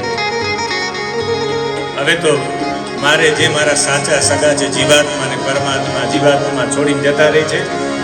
સૂક્ષ્મ શરીર જ્યારે બહાર નીકળે ક્યારેક ક્યારેક અમુક માણસો સ્થૂળ શરીર હોય ત્યારે સૂક્ષ્મ શરીરને બહાર લઈ આવી શકે છે. સૂક્ષ્મ શરીર સ્થૂળ શરીરમાંથી સૂક્ષ્મ શરીરને બહાર કાઢી શકે છે. પણ ક્યારેક ક્યારેક એવા કરવામાં શરીર સાથે સંબંધ છૂટી જાય અને અંદરના જેટલા પણ કોષ છે બધા કોષ મૃતપ્રાય થઈ જાય છે અને શરીરમાં વિકૃતિ આવે છે. ઘણા બધા યોગિક ક્રિયા કરવા વાળા અસ્વાભાવિક ક્રિયા કરવા માટે એ પોતે પોતાના શરીરમાંથી સ્થૂળ શરીરમાંથી સૂક્ષ્મ શરીર બહાર કાઢે છે અને બહાર કાઢે છે પછી જ્યારે એ પાછા એ શરીરમાં એ પ્રવેશે ત્યારે એ આખું શરીર રોગગ્રસ્ત થઈ ગયું અને એ રોગગ્રસ્ત થઈ ગયું એનો કોઈ ઈલાજ થઈ જ ન શકે એટલે મોટા ભાગના લોકો પછી મૂંઝાય છે. આવા અનેક ઉદાહરણો છે કે આજે પણ એનું સૂક્ષ્મ શરીર કામ કરે છે. એના સ્થૂળ શરીરમાંથી સૂક્ષ્મ શરીર બહાર નીકળી ગયું છે. એક અમેરિકાની ઘટના છે, સત્ય ઘટના. વુડલેન્ડ, અમેરિકામાં એક વુડલેન્ડ આવ્યું છે. ત્યાંના એક ડોક્ટર જીઓ વર્નહાર નામ, જીઓ વર્નહાર નામના એક ડોક્ટરને એક દિવસ અનુભવ થયો. એ રોજ માટે સમાધિનો માણસ હતો. એને એવું થયું કે આજે એ સમાધિમાં ગયા ને એને 1971ની સત્ય ઘટના છે. એનો દીકરો વિયેતનામમાં આર્મીના મોરચા ઉપર લડતો હતો અને એનો દીકરો ફસાઈ ગયો અને એના પિતાજીને રાડ પાડી, પિતાજી બચાવો, પિતાજી બચાવો. આ સમાધિમાં બેસેલો હતો વ્યક્તિ અને એને એની અનુભૂતિ થઈ. એ સમયે પોતાના શરીરને હવા જેવું હલકું કરી સ્થૂળ શરીરમાંથી સૂક્ષ્મ શરીર બહાર નીકળ્યું. વુડલેન્ડ થી વિયેતનામ 1 સેકન્ડના ચક્કરમાં પૂરી ગયા. ચારે બાજુ તંબુ પડ્યા હતા, ચારે બાજુ આગ લાગી હતી. એક લોખંડનો મોટો ટ્રક એના ઉપર પડ્યો હતો, એ નીચે દબાઈ ગયો હતો. એ લોખંડનો ટ્રક એ સૂક્ષ્મ શરીરે ધકેલો. કેટલું શક્તિ હશે એમાં. અને જ્યારે એમને બહાર કાઢ્યા અને બચી ગયા એના પુત્ર, પણ એના પત્ની એના શરીર પાસે બેઠા રહે. એનું શરીર 6 મહિના સુધી એમ ન રહ્યું, જાણે જીવ જતો રહ્યો એમ જ આખું શરીર. 6 મહિના પછી એની અંદર પાછો જીવ આવ્યો અને બહાર નીકળ્યા સૂક્ષ્મ શરીર. પછી 6 મહિના પછી આવી શકે, કોઈ રીતે પાછું આવે જ નહીં સ્થૂળ શરીરમાં. 6 મહિના પછી આવ્યો ત્યારે એમાં જીવમાં જીવ આવ્યો અને ચમત્કારિક બચાવ થયો ને પછી એને આખો ઇતિહાસ આવીને કહ્યું. એવી જ એક ઘટના મનોચિકિત્સક એક મોટા વૈજ્ઞાનિક છે ડોક્ટર થેઇલા માઉસ. એને પોતાની ચેતના, પોતાનું સૂક્ષ્મ શરીર સ્થૂળ શરીરથી બહાર કાઢી 1908માં એને આ ઘટનાનો અનુભવ કર્યો. બ્રિટન હાઉસ ઓફ લોર્ડ અધિવેશનમાં ચૂંટણી હતી. અવિશ્વાસનો પ્રસ્તાવ દાખલ કરવાનો હતો, મતદાન હતું. સત્તામાં જે લોકો હતા એ બહુ બળવાન હતા. એક સદસ્ય ઘટતો હતો, એમાં સર કાનરાસ એનું નામ હતું. બહુ બીમાર હતો, એ મતદાન કરવા જઈ શકે એમ ન હતો અને છેલ્લે એણે સ્થૂળ શરીરમાંથી પોતાનું સૂક્ષ્મ શરીર બહાર કાઢ્યું અને ત્યાં જઈને મતદાન કરીને આખું જીતાડી દીધું. આ ઘટના પણ છે, સૂક્ષ્મ શરીરને બહાર લઈ આવી. અરે જવા દો, એનાથી ત્રીજી ઘટના, અરવિંદના આશ્રમમાં એની એનું માનું સૂક્ષ્મ શરીર અરવિંદના આશ્રમમાં ફરતું જ રહેતું વારંવાર. અરે જવા દો, એનાથી પણ આગળ. આ તો લોક સાહિત્યકારોએ આ વાતો તો લોકોના ઘરે ઘરે પહોંચાડી અને એ છે હરભજન સિંહ, એક આર્મી મેન. 2 જ વર્ષ ભારતના બોર્ડર ઉપર, સિક્કિમની બોર્ડર ઉપર નાથુલામાં 2 જ વર્ષ સેવા કરી શક્યો. પણ રાષ્ટ્ર પ્રત્યેની ભાવના એટલી બધી, અમારા દેશ માટે કંઈ કરું, અમારા દેશ માટે કંઈ કરું. શરીર તો છૂટી ગયું પણ એનું સૂક્ષ્મ શરીર આજે પણ ફરે છે. આજે પણ એનો બેડ પાથરવામાં આવ્યો તો સવારમાં આડાવડો થઈ જાય આજે પણ સિગારેટ ત્યાં હોય, આજે પણ એને રજા મૂકવામાં આવે, છુટ્ટી પંજાબ જવું હોય તો રજાની ચિઠ્ઠી એ મૂકવામાં આવે, રજા મંજૂર કરવામાં આવે, એનો પગાર આપવામાં આવે. આજે પણ ત્યાં મંદિરનું રક્ષણ કરે છે સૂક્ષ્મ શરીર. હરભજનસિંહનું સૂક્ષ્મ શરીરની શું શક્તિ હોય, હું આપને આનો ઉલ્લેખ કરવા પાતંજલ યોગ દર્શનમાં તો સૂક્ષ્મ શરીરને તમે સ્થૂળ શરીરથી બહાર કરાવી શકો, એની આખી પ્રવેશિકા છે. પર કાયા પ્રવેશ આદ્ય ગુરુ શંકરાચાર્ય મંડન મિશ્ર પાસે ગયા અને મંડન મિશ્રને હરાવી દીધા. મંડન મિશ્રનું ગામ મિથિલા, બિહાર. શંકરાચાર્ય કોઈને પૂછ્યું કુમારી ભટ્ટને મંડન મિશ્રનું ઘર ક્યાં હશે? એ સમયમાં આખા ભારતમાં પાલી ભાષા ગવાતી હતી, સંસ્કૃત ભાષા હતી જ નહીં. અને કુમારી ભટ્ટે કહ્યું કે જે ગામમાં પાણી ભરવા વાળી પનિહારીઓ પણ સંસ્કૃત બોલતી હોય ને, સમજવાનું એ ગામ મંડન મિશ્ર છે. મને તો ક્યારેક ક્યારેક એમ થાય કે ગુજરાતમાં એવું ગામ ક્યારે બને જે આખું ગામ સંસ્કૃત બોલતું હોય. છે મધ્યપ્રદેશમાં જીરી નામનું ગામ, મુત્તુર નામનું ગામ છે દક્ષિણ ભારતમાં, બેંગ્લોર પાસે. આખું ગામ સંસ્કૃત બોલે. અરે બળદ લઈને જાતો હોય, ગાય લઈએ, સંસ્કૃતમાં બોલે. મંડન મિશ્રના ગામમાં પાણી ભરવા વાળી પનિહારીઓ સંસ્કૃત બોલતી હતી. શંકરાચાર્ય પહોંચ્યા તો કીધું, અહે ચીર પરિશ્રાંતા વિદ્યા કાંતાર ચારિણ समागच्छ वसतृप्तिं करोमि ज्ञान धारया. ये मंडन मिश्र का गांव है. अस्य नगरस्य अधिष्ठाता मंडन मिश्र एव परिवर्ति. तस्य गृहं कुत्र वर्तते? यत्र शुनकः संस्कृतेन वदति. જેના દરવાજા ઉપર એક બાજુ મેના ને એક બાજુ પોપટ હોય, એ સંસ્કૃતમાં વાત કરતા હોય. સ્વત પ્રમાણમ પરત પ્રમાણમ એવો શાસ્ત્રાર્થ થતો હોય. સમજવાનું કે મંડન મિશ્રનું ઘર છે. કેવું ભારત હશે? મને તો ક્યારેક ક્યારેક થાય કે એ ભારત ક્યારે પાછું ઊભું થાય કે એની દીકરી રોટલી વણવા માટે કે માં એક વખત હું ઋગ્વેદના 5મા મંડળનો પાઠ કરી લઉં, પછી હું રોટલી વણીશ, પછી હું શાકનો વઘાર કરીશ. કોઈ ખેતર ઉપર ખેડૂત જતો એ પેલા કહે કે એક વખત હું પુરુષ સૂક્તનો પાઠ કરીને જાઉં, પછી ખેતરે જાઉં. વાવણી કરવા પહેલા એ ભદ્ર સૂક્તનો પાઠ કરતો હોય, એ વાવણી કરવા પહેલા મેધા સૂક્તનો પાઠ કરતો હોય, એ વિશ્વામિત્ર અને નદી સૂક્તનો પાઠ કરે. લુહાર એનું કામ કરવા માટે ધંધે જાય એ પહેલા એ કહે કે એક મિનિટ મારે પુરુરવા અને ઉર્વશીના સંવાદનું સૂક્ત બોલીને આરંભ કરું. એ ભારત ભારત થશે ત્યારે એ ભારત સોને કી ચીડિયા બનશે. આવી ભૂમિકા ઊભી કરવા માટે આ કથાઓ છે. આ કથાઓના માધ્યમથી થાય કે ન થાય, આવતા જન્મમાં તો ભૂમિકા ચોક્કસ બની જશે. આ જન્મમાં કદાચ ન આવડે, આપણે ઉંમર થઈ ગઈ, હવે એટલી ઉંમરે શું કરે? કઈ ન થાય તો કઈ ખાલી સાંભળો. શ્રવણમ શ્રવણમ કેવલમ. શ્રવણ કરશો ને આવતા જન્મમાં જન્મતાની સાથે તમારા મુખમાંથી દેવી ભાગવત, તમારા મુખમાંથી ભાગવત, તમારા મુખમાં શ્રીમદ ભગવત ગીતા ન નીકળે તો કહેજો મને. અત્યારે હમણાં એક કાર્યક્રમ થયો દ્વારિકામાં, નાના બાળકો ગીતાજી બોલવાના, અને બધા બોલતા થઈ ગયા એ પૂર્વ જન્મમાં ગીતા ભણેલા જ હતા, એટલે રુચિ થઈ 12મો અધ્યાય કંઠસ્થ કરી લીધો. પૂર્વ જન્મમાં ભણેલા જ છે. મંડન મિશ્ર પાસે ગયા અને મંડન મિશ્રને શંકરાચાર્યજી હરાવી દીધા. મારા શિષ્ય બની જાય ત્યારે એની પત્ની ભારતી કહ્યું, એક મિનિટ, જ્યાં સુધી એની પત્ની એનું અડધું શરીર કહેવાય, મને ન હરાવો ત્યાં સુધી હરાવી ન શકો. મને કહો કે ક્યાં અંગનો સ્પર્શ કરવાથી કામ વાસના જાગે. કે એક સંન્યાસીને એવો પ્રશ્ન પૂછો કે માફ કરજો, કામ પણ એક શાસ્ત્ર છે, કામ શાસ્ત્ર. જવાબ આપો, બાકી તમે હારી ગયા. શંકરાચાર્યજી કે મને 6 મહિનાનો સમય આપો. અને શંકરાચાર્યજીએ અમૃક નામના રાજા, જેનું નામ સુધન્વા પણ હતું, એના શરીરમાં પરકાયા પ્રવેશ કર્યો. શંકરાચાર્ય પોતાના શરીરને એક ગુફામાં રાખી સારા જગ્યાએ પરકાયા પ્રવેશ 6 મહિના સુધી કરી, અનુભવ કરીને પછી શાસ્ત્રાર્થ જીતા મંડન મિશ્ર હારી ગયા અને સુરેશ્વરાચાર્ય તરીકે એના શિષ્ય બની ગયા. मैं आपसे कहना चाहता हूं बस इतना ही कि આ ઘટના શરીર બદલી શકાય. ભારતમાં 1958માં ભારત આઝાદ થયું પછી ઉત્તર પ્રદેશના મુઝફ્ફરનગરમાં રસુલપુર નામના ગામમાં જસવીર નામનો એક નાનો બાળક એ મરી ગયો. 4 જ વર્ષની ઉંમરનો હતો. એના પિતાજીનું નામ હતું ચૌધરી ગિરિધારી સિંહ. અને એના શબને જ્યારે લઈ ગયા દાહ સંસ્કાર આપવા માટે ગયા, અગ્નિ આપવા ગયા, છોકરો ઊભો થયો અને એ જે બોલવા માંડ્યો, એ જે વર્તન કરવા માંડ્યો, એ એક કારે બધાનો વ્યવહાર બદલી ગયો. શોભરામ ત્યાગી એ જ દિવસે 23-24 વર્ષનો એક યુવાન એ મરી ગયો, જેને 2 દીકરાઓ હતા અને એક દીકરી હતી. એ શોભરામનું મૃત્યુ 11 વાગે થયું. એની આત્માએ આમાં પ્રવેશ કરી લીધો. ભાઈ તો એ જસવીરે શોભરામ જેવો વ્યવહાર કર્યો ને ભાઈ તો બધાને ઓળખી ગયો અને વર્તન કરવા માટે ત્યારે વિચાર્યું કે એક પ્રવેશ થઈ શકે.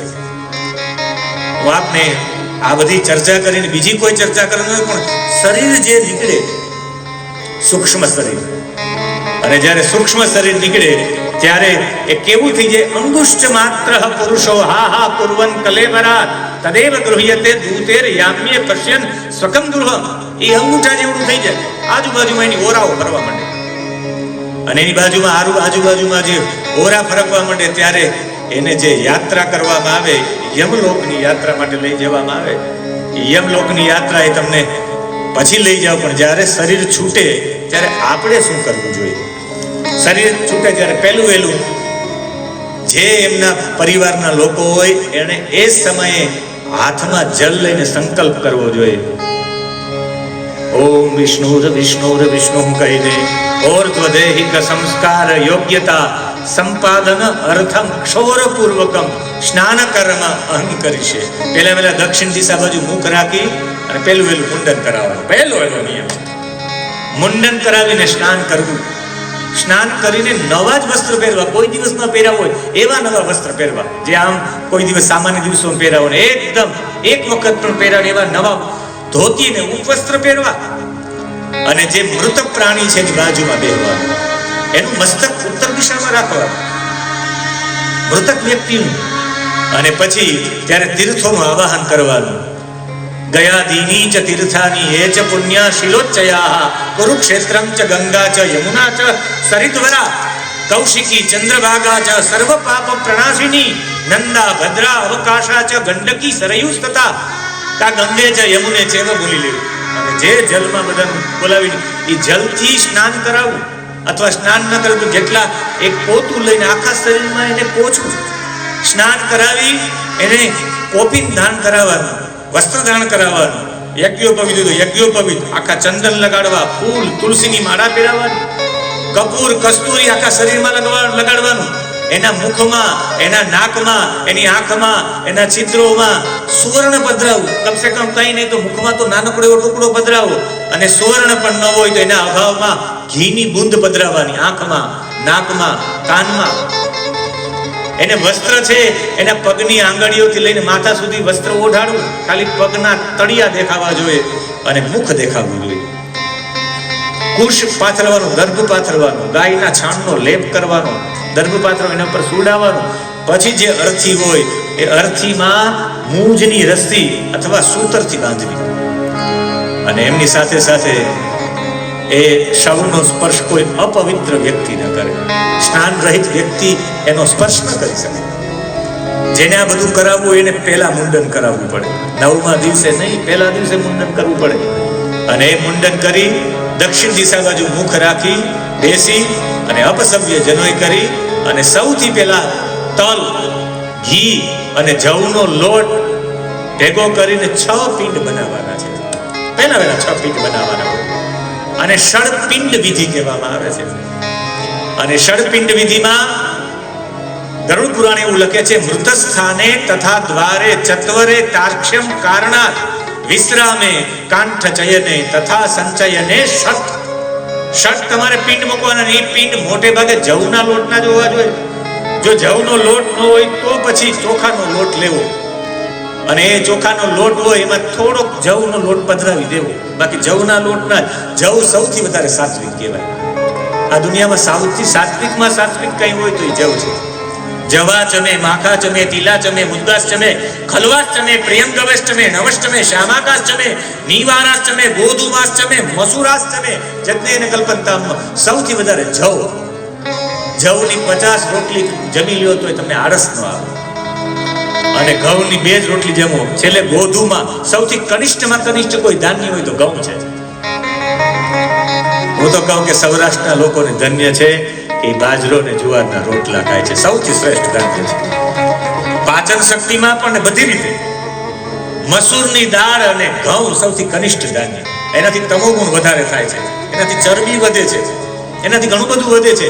તમારે 6 પિંડદાન આપવા જોઈએ. મૃતના સ્થાન ઉપર એક પિંડ મૂકવાનો, એક દ્વાર ઉપર પિંડ મૂકવાનો, એક 4 ચોક ઉપર પિંડ મૂકવાનો, એક જ્યાં શબને જે સ્મશાન યાત્રા હોય એને વિશ્રામ રાખવાનો હોય ત્યાં મૂકવાનો, એક જ્યાં લાકડાઓ ભેગા કરવામાં આવે કાષ્ઠ ચયન ત્યાં કરવાનો, અને એક જ્યાં અસ્થિ ભેગા કરો તમે એના ફૂલ લ્યો ત્યારે એ 6 પિંડ એ જગ્યા ઉપર આવે. 6 પિંડ મૂકવાના હોય.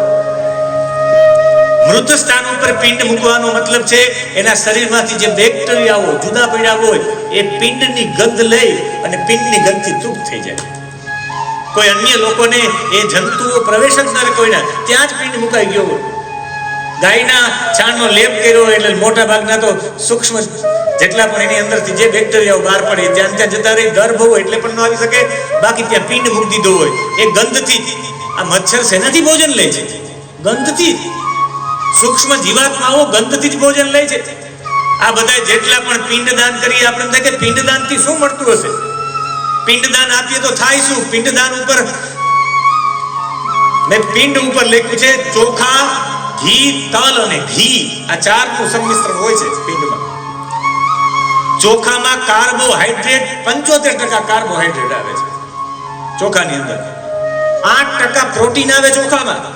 એમાં ફાઈબર છે. માનસિક રૂપ ધ્યાન કેન્દ્રિત કરવા માટે સૌથી ઉર્જા પ્રદાન કરી હોય તો એ છે ચોખા. જે સૂક્ષ્મ જીવાત્મા છે, સૂક્ષ્મ શરીરવાળો, એને માનસિક રૂપમાં એને ધ્યાન કેન્દ્રિત કરવા માટે ચોખાનો લોટ સૌથી મહત્વનો છે. એટલે ચોખાના પિંડ હોય. સૂક્ષ્મ જીવાત્મા સ્થિર થઈ જાય, ધ્યાન કેન્દ્રિત થઈ જાય ખાલી એની ગંધથી. અરે સારી સુગંધ આવે તો એ નથી રોકાઈ જતા આપણે. આકર્ષણ ગંધનું હોય છે. ગંધ વિના આકર્ષણ ન હોય. આપણે ક્યારેક એમ થાય કે આ ફલાણા વ્યક્તિ છે, ફલાણા વ્યક્તિ પ્રત્યે એટલો મોહિત કેમ છે? એવું કંઈ તો છે નહીં. એની ગંધ ને આની ગંધ મેચ થાય છે. ક્યારેક તમે ટ્રેનમાં જતા હોય ને તમારી ગંધ ને સામેવાળાની ગંધ મળી ગઈ તો આપણે એમ થાય કે આ ઉતરે જ નહીં. અમુક લોકો બેસી ગયા હોય કંઈ નડતા નથી, જલ્દી આ જાય તો સારું. તમારી ગંધ ને એની ગંધ મેચ નથી થતી. જેટલા ઝેરી સર્પો તમને કરડવા આવી ગંધના કારણે આવે. અમુક પ્રાણીઓ તમારાથી દૂર ભાગે તમારી ગંધના કારણે. તમારા જેવા વિચાર છે એવી તમારી ગંધ થઈ. ગાય પાસે જાય આમ ખવડાવવા માટે, પણ તમારી કોઈ દિવસ ગાય પ્રત્યેનો ભાવ જ ન હોય. ગાય પ્રત્યે વિચાર નહીં. ગાય તમારી રોટલી ખાઈ પણ આ મોઢું ફેરવી જાય. તમે વિચાર જ નથી કર્યો ગાય પ્રત્યે કોઈ દી. ગાય ક્યારે ખાય? અરે ગાય માથું મારે, તમે ગાય પ્રત્યે વિચાર જ નથી કર્યો. વિચાર કર્યો હોય તો ગંધ થાય. ગંધ થાય તો એની ગંધ સાથે મળે તો તમારું ખાય. બધા પકડી રાખે, લીલો ચાંદલો કરો, માથું આમ કરે, ચાંદલો ન કરવા દે, રોટલી ન ખાય. તમે ગાય માટે જ વિચાર નથી કર્યો. અરે તમારા સંતાન માટે વિચાર ન કરો ને. માં એના દીકરા માટે વિચાર ન કરે તો દીકરો પણ માં પ્રત્યે પ્રેમ કરનાર. મારો દીકરો મને બોલાવતો નથી, પણ તમે વાત્સલ્યનો પ્રેમ ઠાલવો નથી એટલે તમારો દીકરો તમને બોલાવતો નથી. તમે તમારા દીકરા પ્રત્યેનો વિચાર, તમે નોકરી કરી છે, તમે કમાણી કરી, તમે ધંધો કર્યો છે, દીકરામાં ધ્યાન નથી આપ્યું, હવે એ દીકરો તમને પ્રેમ કરે. એટલે ભારતની સંસ્કૃતિ સંયુક્ત પરિવારમાં રહેવા માટે કહે છે. સંયુક્ત પરિવાર પ્રેમ આપે છે. હું તો કહું નોખા થઈ ગયા તો પાછા ભેગા થઈ જાય. સંયુક્ત પરિવાર નાને તમારું બાળક વિકારી બનશે. વિકારમાંથી બાળકોને બચાવવું હોય, અત્યારે સૌથી વધારે આપણી ભાવિ પેઢી વિકારયુક્ત બને છે. એની પાછળનું કારણ સંયુક્ત પરિવાર તૂટી ગયો છે. એટલે સંયુક્ત પરિવારના બાળકો વિકારી નહીં હોય, ચોક્કસ. આ હું નહીં, ભારતના મોટા તત્વ જ્ઞાની લોકો લખે છે. સ્વામી રાધાકૃષ્ણજી લખે છે. હમણાં તો મેં 6 શાસ્ત્રોની કથામાં કેટલી બોડી હોય છે, કેવા પ્રકારની બોડી હોય છે, એના માટે મેં જાજુ લખ્યું છે. પણ હવે સમય પણ મારી પાસે 10 મિનિટ છે એટલે હું એની ચર્ચા નહીં કરું. સંયુક્ત પરિવારમાં રહ્યો, બસ, બીજી કઈ લાંબી વાત જ નહીં. ઓર્ડર. કોઈ પણ ભોગે તમારો દીકરો આડાવડો હાથ હોય કે મારે ઓલી 15 વીઘા જોઈ તો એને 15 વીઘા આપ દેજો. તમે કહેજો કે હું 10 વીઘા રાખી, 5 વીઘા મોટા ભાઈ તમે રાખો, પણ આપણે રહીએ, ભેગા રહીએ. કારણ કે તમારા બાળકો સૌથી વધારે એની અંદર ભાવનાત્મક વિકાસ કરવો હોય તો તમારા દાદા દાદી પાસે બાળકો રહેવા જોઈએ. અત્યારે ભાવનાઓ સાવ મરી ગઈ, દાદા દાદીને જોયા જ નથી. ચોખામાં કાર્બોહાઈડ્રેટ, પ્રોટીન, ફાઈબર, માનસિક રૂપ ધ્યાન કેન્દ્રિત કરવા માટે, ઉર્જા આપવા માટે, એ જીવાત્માને આપવા માટે ચોખા સૌથી મહત્વના છે. ચોખામાં સત્વગુણ છે. સત્વગુણ સમર્પણનો ભાવ હોય એટલે ઓલી જીવાત્મા રોકાય છે. બીજું એમાં ઘી છે. ઘીમાં વસા 93% વસા હોય છે. Vitamin A, vitamin D, vitamin E ને વિટામિન કે, આ 4 વિટામિનો હોય, લાંબા સમય સુધી સ્થાયિત્વ આપનારું છે. ઘીનો દીવો ક્યાંય પણ પેટી જાય તમને ઊભું થવાનું મન ન થાય. એટલે બધા કાર્યક્રમો ઘીનો દીવો પેટાવે કે આ બધા બેઠા રહે. સ્થાયિત્વ આપનારું છે, સ્નિગ્ધત્વ આપનારું છે, સ્નેહ આપનારું છે. કોઈની વચ્ચે ઝઘડો થયો એટલે એક ગાયનો દીવો પેટાવી દો, ગાયના ઘીના દીવો, સ્નિગ્ધત્વ, પ્રેમ આવી જાય. એટલે એ સ્થાયિત્વ, એ જીવાત્માને સ્થાયિત્વ અને સ્નિગ્ધત્વ આપવા માટે ઘી છે. તલની અંદર કેલ્શિયમ છે, મેગ્નેશિયમ છે, લોહ તત્વ છે, વિટામિન B1 છે, ઓમેગા 6 છે, એની અંદર ઔષધીય ગુણો છે જે શાંતિ પ્રદાન કરનારા છે. તલ, તમે કોઈના પણ હાથમાં તલ તો આપજો. ક્યારે આમ તલ આપશો ને તમને શાંતિનો અનુભવ થાય તો જ. તિલમ નાસ્તિ ધાન્યમ ગાવ ન સંતિ પશવ. તલ ધાન્યમાં નો આવે અને ગાય પશુમાં નો આવે.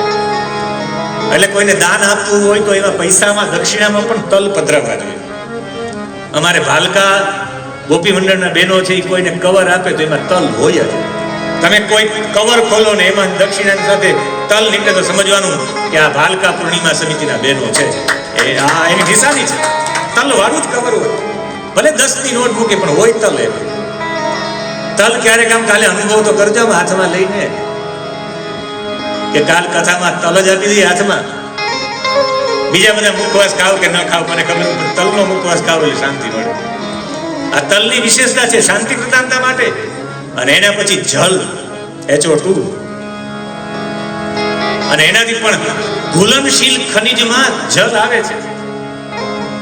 એટલે હું ભાઈ કોઈના ઘરે નથી જાતો પધરાવણી માટે, મારે આ કેવું છે. એટલે પિંડ મૂકવાથી શું થાય? બધા કે આ પિંડ એને મળે એના સૂક્ષ્મ શરીરને સ્થિર રાખવા માટે, એના સૂક્ષ્મ શરીરને માનસિક રૂપમાં કેન્દ્રિત કરવા માટે, સૂક્ષ્મ શરીરને શાંતિ પ્રદાન કરવા માટે, એ સૂક્ષ્મ શરીરને સંતુલનતા આપવા માટે, એને શુદ્ધતા આપવા માટે, પ્રાકૃતિક તત્વોને પુનઃ પ્રકૃતિમાં મેળવવા માટે પિંડદાન છે. અરે વ્યક્તિનો અહમ, દેહ અને કર્મ ત્રણેય પ્રકૃતિમાં સમર્પિત કરવા માટે પિંડદાન છે. અરે જાવા દો, નદી કિનારે પિંડદાન કરવા, નદી કિનારે સૂક્ષ્મ જીવાતોના ભોજનની વ્યવસ્થા આપવા માટે પિંડદાન છે. કેટલા માટે પિંડદાન છે? કઈ દ્રષ્ટિ તમારે જોવું છે? સત્વના સમર્પણ માટે પિંડદાન છે, ચેતનાના પ્રતીક માટે પિંડદાન છે, સૂક્ષ્મતાના પ્રતીક માટે પિંડદાન છે, જીવનનું નિરંતર પરિવર્તન છે એ બતાવવા માટે પિંડદાન છે. અને જે આ 6 પિંડદાન છે એમાં મૃતના સ્થાન ઉપર પિંડ મૂકવામાં આવે, એ ભૂમિના દેવતા, એ સૂક્ષ્મ બેક્ટેરિયાઓ સંતુષ્ટ થાય અને એ ગંધથી એની પૂર્તિ થાય, તૃપ્તિ થાય. એટલે એ જેવા જે સ્મશાનમાંથી એને ઘરમાંથી બહાર લઈ જાઓ, 4 સ્કંદ આપીને બહાર નીકળે એટલે પેલો વેલો દરવાજો આવે ને, એ દરવાજા ઉપર ગૃહના વાસ્તુ દેવતાની પ્રીતિ માટે દ્વાર ઉપર બીજો પિંડ મૂકવામાં આવે. એને પાંથિક પિંડદાનમ કહેવાય. પંથન રસ્તા દ્વાર ઉપર, અને દ્વાર ઉપર જે પિંડદાન આપે એ દ્વાર ઉપર રહેલી સૂક્ષ્મ જીવાત્માને આપવા માટે છે. એ જીવાત્માને પણ પ્રસન્ન કરતા કરતા જ્યારે એ નીકળે ત્યારે બધા 2 જ શબ્દો બોલતા નીકળે. 2 જ શબ્દ બોલી શકાય. એક રામ નામ સત્ય હે અને એક હરિ બોલ. આ 2 શબ્દ બોલી શકાય. કારણ કે હરિ શબ્દના તરંગો પણ હળવા છે અને રામના શબ્દો પણ હળવા છે. તમે ક્યારેક ફોટો પાડતા હોય ત્યારે ફોટો હવે પડાવો ત્યારે તમે હરી એમ બોલશો તો હસતો ફોટો આવશે. હરી સ્માઈલ એમ ના કેવું પડે, હરી ફોટો હસતો એક પાડજો ભાઈ. હરી બોલો એટલે તમે હસતો જ ફોટો આવે, બીજી વાત જ નહીં. કાલે સેલ્ફીમાં જોજો, હરી કરીને ફોટો પાડીને જોજો. કાં તો હરી શબ્દના તરંગો એટલા બધા હળવા છે કે હરી બોલ એમ બોલી શકો કે રામ નામ સત્ય છે. રામ નામના તરંગો તો ઓમ કરતા પણ હળવા છે. રામ રામ રામ રામ 1000 લોકો બોલે. તમારા ગામમાંથી સ્મશાન યાત્રા નીકળી હોય, તમે નવરા બેઠા હોય જાવ નહીં તો તમને દોષ લાગે. એટલે ગામમાં બધા એક વસ્ત્ર લઈને નીકળી ગયા એનો મતલબ દોષ લાગે. એટલે બધાને નીકળવું પડે. અને એક જો તમે નીકળી જાય ને એક ડગલે તમને એક અશ્વમેધનું પુણ્ય મળે. પણ તમારે સ્મશાન યાત્રામાં જ્યાં સુધી સ્મશાન સુધી પહોંચે નહીં ત્યાં સુધી બોલતું જવું પડે, રામ નામ સત્ય હે. ઊંચા અવાજે, ખાલી રામ નામ સત્ય એમ નહીં, રામ નામ સત્ય એમ ઊંચા અવાજે બોલતું જવું પડે કે હરિ બોલ હરિ બોલ. એના તરંગો એટલા 1000 લોકો સ્મશાન યાત્રામાં હોય ને એક સાથે 1000 લોકો આ નામ બોલે, એના તરંગો એટલા બધા હળવા હોય કે આમ સીધા ઊંચા જાય, હળવી વસ્તુ ઊંચી જાય ઊંચી જાય ઊંચી જાય. એમ જે સ્થૂળ શરીરની ઉપર સૂક્ષ્મ શરીરના તરંગો હોય ને, એક સાથે આનો પ્રવાહ 1000 લોકોનો એવો આવે એને ઊંચા જ લઈ જાય. એ તરંગોને ઊંચા લઈ જવાની પદ્ધતિ છે, એના માટે રામ નામ સત્ય છે.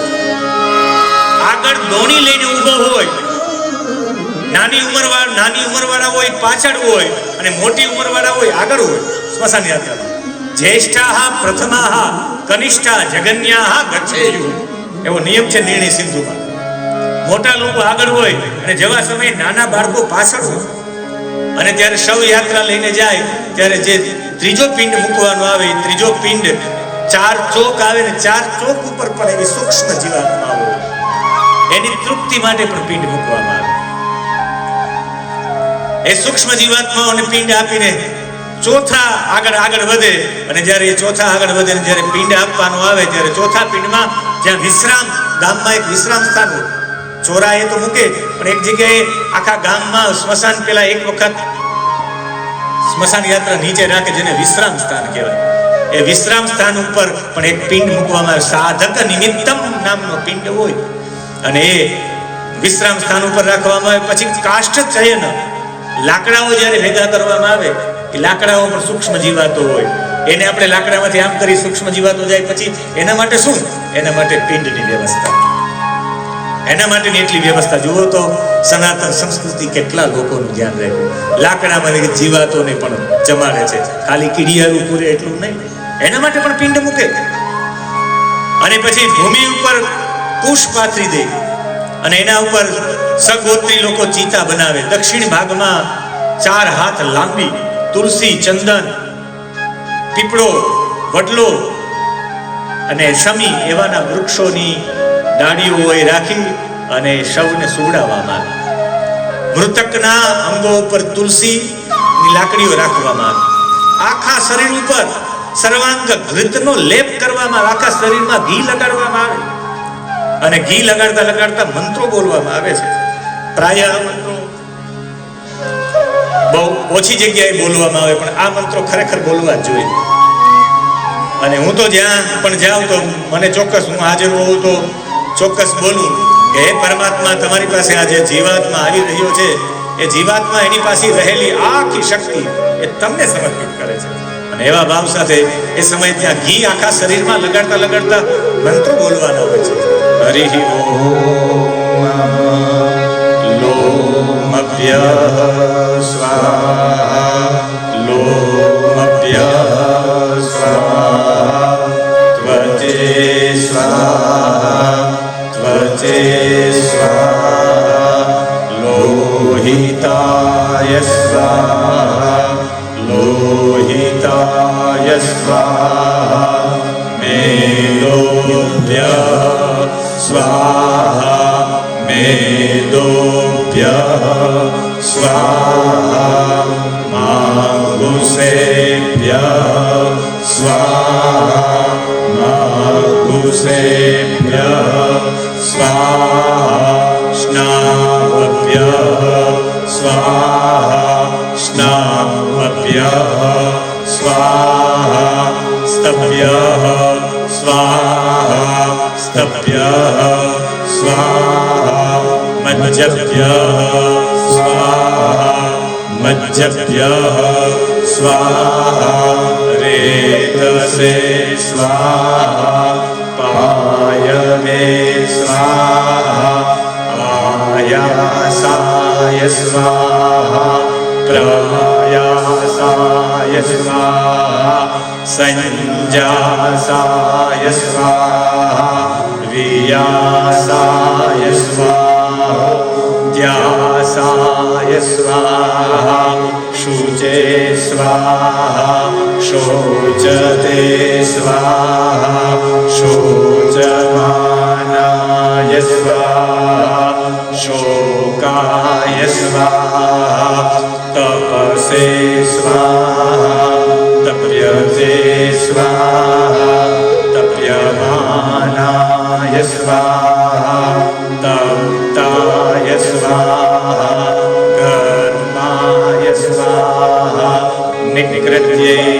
સ્વાહા પ્રાયશ્ચિત્યૈ સ્વાહા દેખજાય સ્વાહા જમાય સ્વાહા અંતકાય સ્વાહા મૃત્યવે સ્વાહા બ્રહ્મણે સ્વાહા બ્રહ્મહત્યાય સ્વાહા વિશ્વેભ્યો દેવેભ્યઃ સ્વાહા દ્યાવા પૃથિવીભ્યઃ સ્વાહા.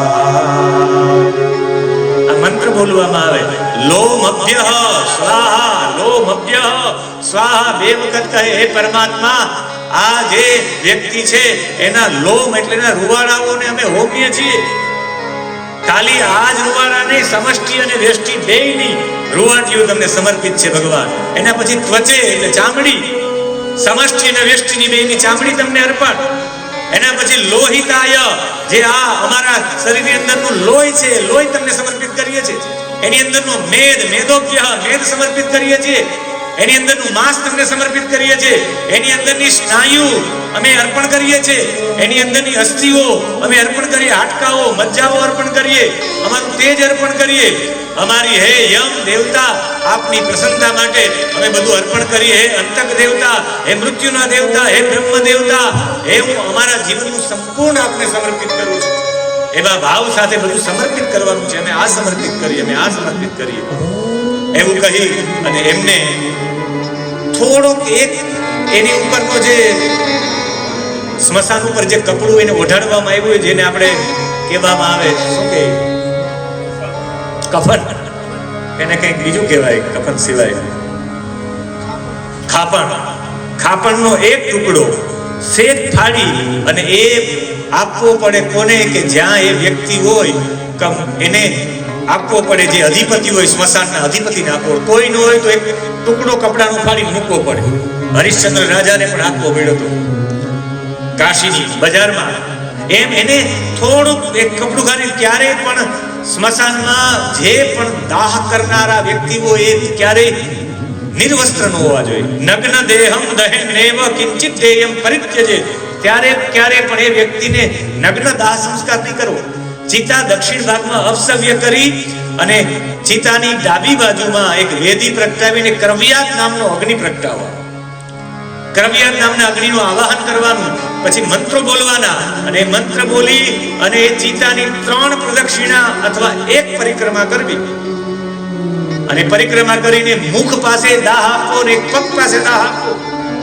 અને જ્યારે આ દાહ આપો અને જ્યારે શરીર બળવા માંડે, એ બળવા માંડે ત્યારે શરીર અડધું બળે ત્યારે હાથમાં એક મોટો લાકડું લઈને એના દીકરાએ એના પિતા કે એના જે પણ હોય એના માથામાં લાકડી મારવાની, આ ભાગ તોડવાનો. પછી એની અંદર ઘ્રેત પૂરવાનું. એટલે તમને જે પણ અડધું શરીર બની ગયું એ પછી તમને સંપૂર્ણ એના પ્રત્યેની જે ભાવનાઓ છે, આસક્તિ છે, છૂટી જાય. તમારે એવા માટે આસક્તિ છોડવાની છે કે ઓલું સૂક્ષ્મ શરીરની આજુબાજુમાં જ ફરતું હોય. અગ્નિદાહ એવા માટે આપવામાં આવે કે શરીરનું કંઈ બચે જ નહીં. તમને આસક્તિ ક્યારે જાગે? આ શરીર હોય તો આસક્તિ જાગે ને.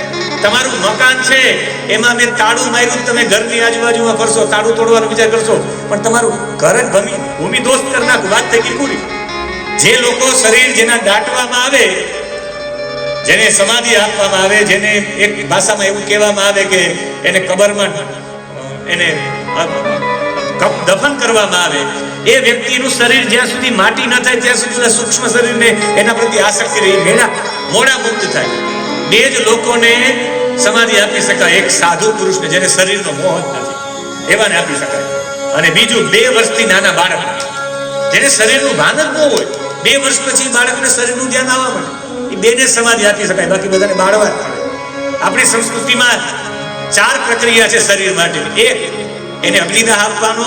બીજા નંબરમાં એને જમીનમાં સમાધિ આપવાની અને દફન કરવાનું. ત્રીજી પ્રક્રિયા છે એ જંગલમાં એક મોટો પથ્થર હોય એના પર મૂકી આવવાના. એક મારે એનું નામ નથી લેવું, પણ એક અમુક ધર્મમાં અમુક સંપ્રદાયમાં મૂકી આવે, કાગડા બધા ખાઈ જાય, અને એક જલમાં પ્રવાહિત કરવાના પથ્થર બાંધીને. પૂજ્ય બ્રહ્મલીન ડોંગરેજી મહારાજજીને જેમ નર્મદામાં માલસરમાં પથ્થર આપવામાં આવ્યા હતા, એવી રીતે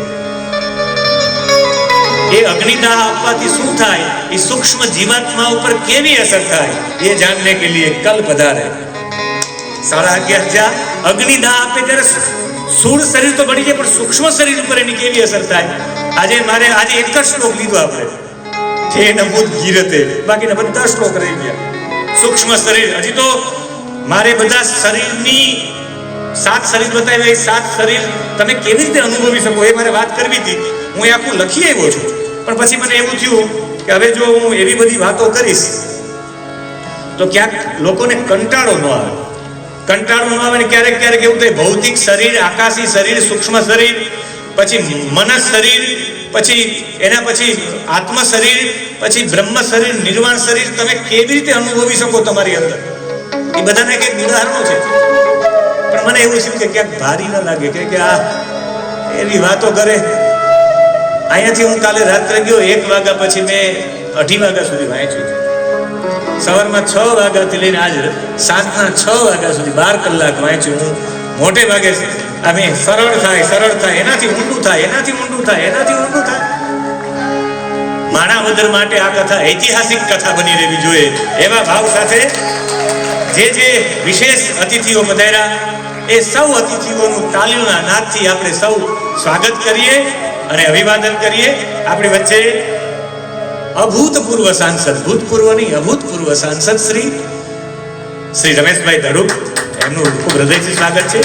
શ્રી લીલાભાઈ રાવલિયા, પ્રમુખ કુતિયાણા ભારતીય જનતા પાર્ટી, મયુરસિંહ જોડિયા બાટવાથી, ધીરજભાઈ જોશી માણાવદર શહેર. પૂજ્ય ગુરુદેવ ડોક્ટર મહાદેવ પ્રસાદજી પાસે વ્યાસપીઠ પાસે આશીર્વાદ ગ્રહણ કરવા પધારશે. અભૂતપૂર્વ સાંસદ એવા પૂજ્ય ગુરુદેવ દ્વારા જેમને નામ મળ્યું છે એવા આપણા લોકલાડીલા અભૂતપૂર્વ સાંસદ પોરબંદર રમેશભાઈ ધડુક મંચ ઉપર પધારશે. આવો એમની સાથે જ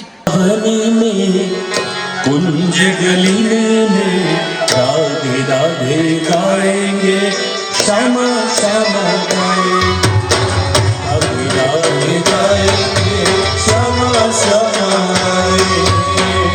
वृंदावन कुंज गली में राधे राधे गाएंगे, श्यामा श्यामा गाएंगे, राधे राधे गाएंगे, श्यामा श्यामा गाएंगे. वृंदावन कुंज गली में, वृंदावन में कुंज गली में, वृंदावन कुंज गली में, वृंदावन में कुंज गली में राधे राधे गाएंगे, श्यामा श्यामा श्यामा गाएंगे, राधे राधे गाएंगे, श्यामा श्यामा गाएंगे, राधे